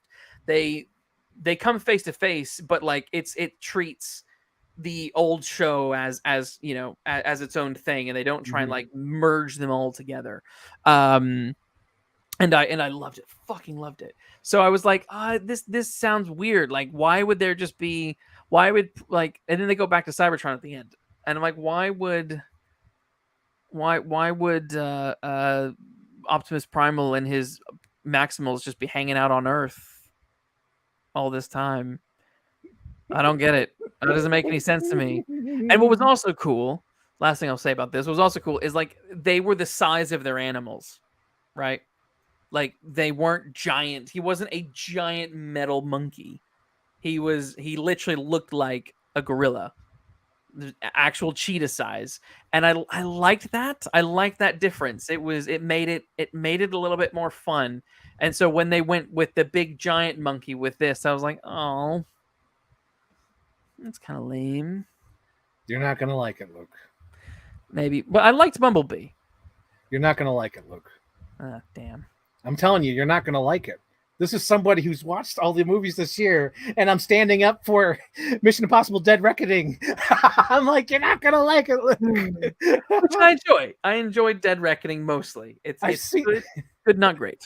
I've seen what we've gotten this year, and this is great.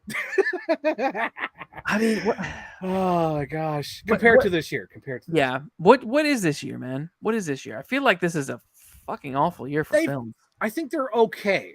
They're like, to me, like they've been like entertaining, at least entertaining. They've reached the bar of entertainment. Like there's no point where I felt like I want my money back. Like you have the free tickets, Luke. I had the free tickets because of COVID. This is a result of the cinema Of that I'm a member.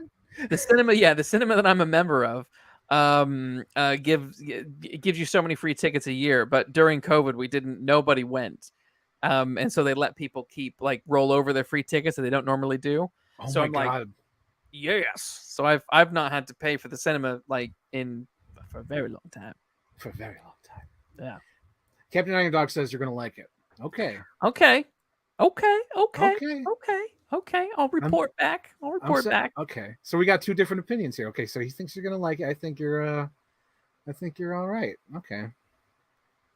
This year. I don't know. I don't know.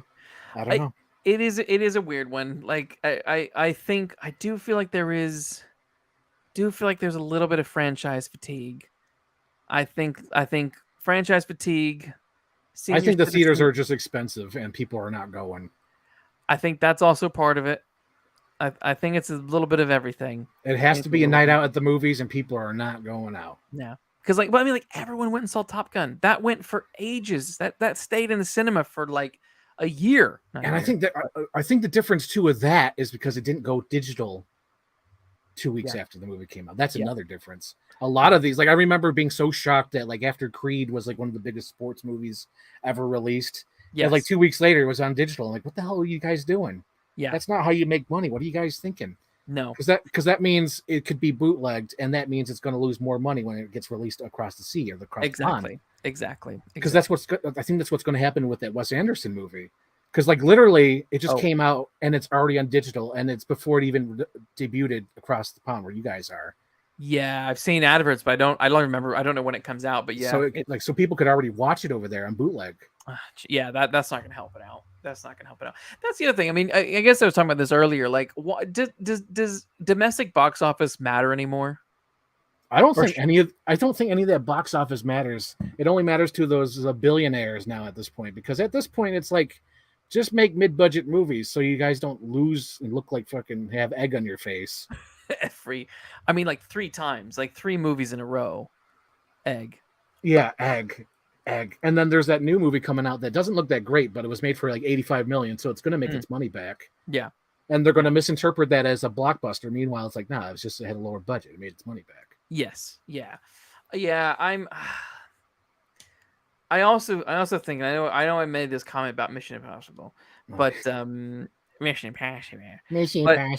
I am also exhausted with the 2.5 almost 3 hour movie. I can't eat no more. I'm done. I'm done with it. It needs to stop. Put a fork in Luke. He's done. Yeah. I'm just I don't know. Flash was 2.5, Indy was 2.5, Mission was 2.5, and I'm each of these movies could have been 2 hours. Each of them.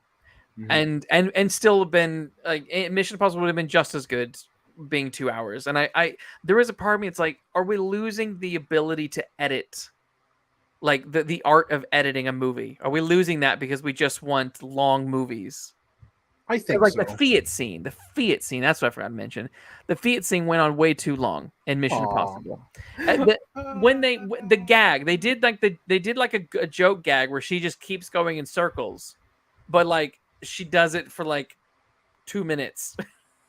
Oh, then it cuts to I think that's the reason why, because there's the comedy. Yes. There's the comedy accent. Because normally for an action movie, you do it once and keep going. Yes. But Tom Cruise, that evil genius he is, he's I need to have some comedy in my movie, and it needs to be perfect. Yes. So they have to do it a couple of times, and then they cut to the reaction of Pom Clemente going she doesn't understand what's going on. Yeah. You need that. So I think it's comedy timing, because if you do it too short, it doesn't land. Yeah. So I think that's the reason why. It's just, but again, girth. I think if you cut a lot of that beginning, and merge it down. We've already mentioned this, Captain Iron Dog. I don't want to repeat too much because we're going on at 250 right now. I see, but yes, even our podcasts now are becoming Mission Impossible movies. I was so shocked with my stream last night. It was a clean 90 minutes. It hasn't been that since I started. Yeah. We probably would be more okay if I didn't ramble for the first hour by myself. And then we rambled for another half an hour about other things like Beast Wars. Yes. But even the podcasts are going long. This like we're like PTA, Paul Thomas Anderson here with our 3-hour podcast. You know, I could put a little timer. I could have like a hard timer, but where's the fun in that? No, there's no fun in that. There's like, yeah, we could be all Michael Rosenbaum, but we all know we want more like Michael Rosenbaum. That's the issue with his podcast. Yes. Oh my gosh, yes. That I love Talkville, but my God, I would rather have longer episodes. Yeah, same here. Like the same thing with his Inside of You. Yes. Like his Christian Ritter thing. I want to hear them talk forever. Yes. They have so much chemistry. It's ridiculous. Yes. But he's so stickler on that hour. It's like, dude. I don't know if it's him. I think it's just the podcasting world. I think he said it though. He said it. He's like, there's people who do 3 hours. He says, no, I want my viewers to have an hour. Yeah. Well, I think they have. Oh, did he? Yeah, he said it like verbatim in one of those episodes I watched, where he's like, I don't like long episodes. Oh, weird. Okay. Yeah. I know that like statistics wise, they say that like a 40-minute episode is like ideal. And back when I was writing for some podcasts, that was the rule. They were very, very strict on, we want 20, 30, 40-minute episodes. We don't want hour longs because, you know, people get bored. I'm like, really? Like all the podcasts I listen to are like 3 hours. Seriously. Literally. We're like Kevin Smith here, honestly. Yeah. I know. Like I'm listening to a new podcast. I'll give them a shout out because why the hell not? Give them a shout out. They're called Eerie Essex, which I found out about them through Astonishing Legends, which is another great podcast. So these are sort of like these podcasts are into like, you know, UFOs and Bigfoot and legend, you know, monsters and stuff. It's really great. I love it. You know, and like I think this episode I was listening to was an hour and 20 minutes. I was like, it's great. That's great. That's a good long discussion. Yeah, it's great. But yeah, no, these short podcasts, I'm like, Oh, Phil, we always had our podcast goes now. I would love your freaking podcast, Phil. I'm not going to talk about it next week, but like I remember I would enjoy your long podcasts because usually they took as long as it took to mow the lawn because I had a huge yard. And I would listen to that podcast as I would mow the yard, and it was like perfect. Yeah, it was perfect time. Yeah, perfect. Yeah. What I will say, last thing about Mission Impossible is the score is amazing. Oh, absolutely. Absolutely. Great. The score is great. Dun dun dun dun. Oh yeah, you know I found out a fun fact. Do you know that dun dun dun dun is actually the Morse code for MI, Mission Impossible? Some of that it's like MI. Oh shit! You know I think it's I knew that. Yeah. That's all. I love that. I forgot that, but yeah, though that is. I think that's what it is. Like dun dun dun dun dun. Dun. Yeah, it's so cool. Oh, that's good. It's like the Morse code. Yep. For M and I think. God. Yeah, I mean, as much as I've been criticizing Mission Impossible, but you know, I do love the franchise. It's good. It's good. It's like these are good pieces, Marcus. Yeah, when as you sang earlier, like I am in agreement. I'd rather watch this than watch Indiana Jones, Old Man Ford. I like Destiny. I think I was the only defender on Destiny. But even I'm like, dude, that fucking golf cart chase goes way too long, and then it stops, and he's repairing the golf cart, and I'm like, why are we still with this golf cart? And with this one, it's like I enjoy them doing the "What's Up, Doc" with the small car doing things, going down the thing, flipping over. We got the big giant Humvee. We got the doors flying off. We got the switching cars. Yeah, it keeps the scene alive. Yeah, the scene is alive. Yes. You know, things might overstay their welcome for me a little bit, but I can't say that I was. It's tricky because I can't say that I was bored. Yeah, that's the thing too. Yeah, it's just I was like, trim a bit, but I'm not bored. But you can trim it and just make it a little bit. Comparative to the other movies, I could see why. Yeah. Because again, like when I was watching Fallout today, I was like, holy shit! Like the way that thing just. Yeah, Captain Ironduck, he watched that movie. He just wanted a small smackerel. I wasn't going to eat it. Did I miss something from Captain Ironduck? No, he wasn't here when I referenced Winnie the Pooh. Sorry. I was referencing Winnie the Pooh again. Oh, right. Winnie the Pooh. And Phil says... There's a good Pooh. Oh, yeah. Wonderful. Yes. But there we go. There's Mission Impossible. I thought it was... There you go. Good. So what's your favorite scene and how many roses? If I were to put it on the Rosenbaum scale, I would if Fallout is 3 roses, then I would give this a rose and a half. Okay, that's fair. I'd give this rose and a half because I'd give the same to Ghost Protocol rose and a half for that. I'd probably give it 2.5. 2.5 roses. 2.5. Yeah. Okay, 2.5, that 3. Yeah. works. That works. Yeah. That works. It's, you know, for what's out there and what's been out there this summer. I totally understand the praise. Yeah. Maybe I am a little jaded because I'm just like everything this summer has been Too long. too long and subpar, and maybe my expectations were so high, were a bit too high. I kind of compared this movie to Spectre. I'm like, this is the Spectre of the MI franchise, like where I Skyfall haven't was even really Spectre, but good. I still think that's harsh. Yeah, I think in principle it works, but I think in reality, like Spectre is actually like a really not good movie. It's just it's like Skyfall was, Comparatively, I guess. yeah, Skyfall was so good it would be hard to top Skyfall. They should have And stopped at Skyfall. They should have switched Bond actors. they should have. Yes. That was the time to switch. Yes. Don't keep Dear that God. old man in the movie. Good God. No. He's an elder, man. He's an elder. Yeah. When he, that last movie, No Time to Die, there's this moment. Have you seen it? No. Okay. There's a moment when he's in Jamaica and Oh, Lord, help at his me. house, and he's got his shirt taken off, and he's like all spotty. He just looks like old man with his shirt off. Oh, Mr. And like Burns. you think, yeah. And you think back to like Casino Royale when he comes, where he's all buff in the chair and he's getting his out nuts. of the water. Yeah. Oh, Daniel Craig. He was a good Bond. He wasn't well serviced, but he definitely he overstayed his welcome. It's a shame. So, Yes. Mission Impossible. Thank you. Yes. Thanks for joining me, Frank. Yeah, so you could follow me on Instagram at I Want My TV Now, and you can follow me on YouTube at I Want My TV Now. Next week, I'll be interviewing the man from the chat, Phil Dragish, artist, filmmaker, legend. I'll be talking to him.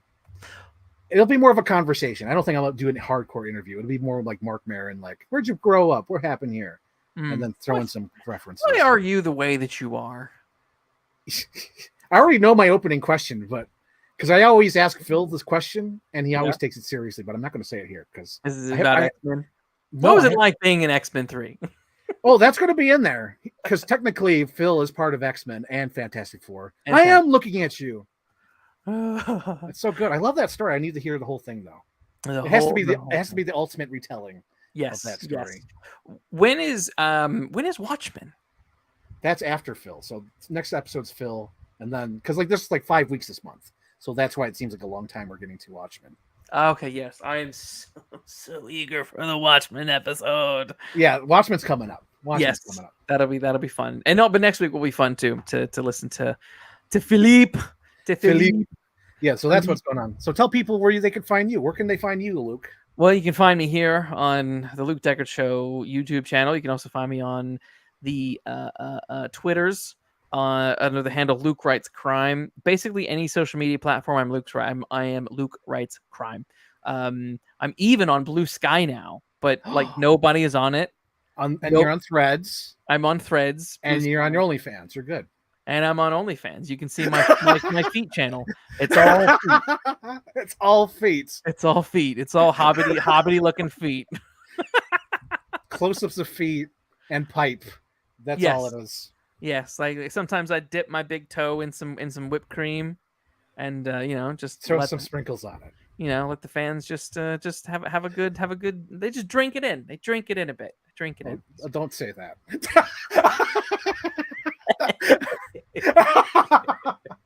No one should be drinking or eating. No. And I am also back. I'm also back because this is a bonus show, I guess. I'm also back on Wednesday. I'm interviewing Gareth Powell, who's a big science fiction writer. He's really cool. We're going to be talking about, writing sci-fi. So if you are interested in that stuff, come hang out with us. He'll tell you the trade secrets of writing good science fiction, which is going to be a lot of fun. That's good. But there we go. Well, Chad, I'm gonna say goodbye now because we've been here for as long as Mission Impossible: Dead Reckoning lasts. Longer, including the previews, I should say. Yes, wasn't it like 2 hours and 30 to 40? Isn't it, or is it 2 hours and like 40? I thought you've been saying 2:30 this whole time. How long? No, it's longer than 2:30. Give me a second. Pull it up, Jamie. Yeah, 2:49. This 2:49. Google says 2:49. So we're the same length. So I'm gonna go so that we can be the exact same length of time. That makes sense. Yes. How does it feel? How does it feel? Mission Impossible. Okay. Bye, guys. We will see you.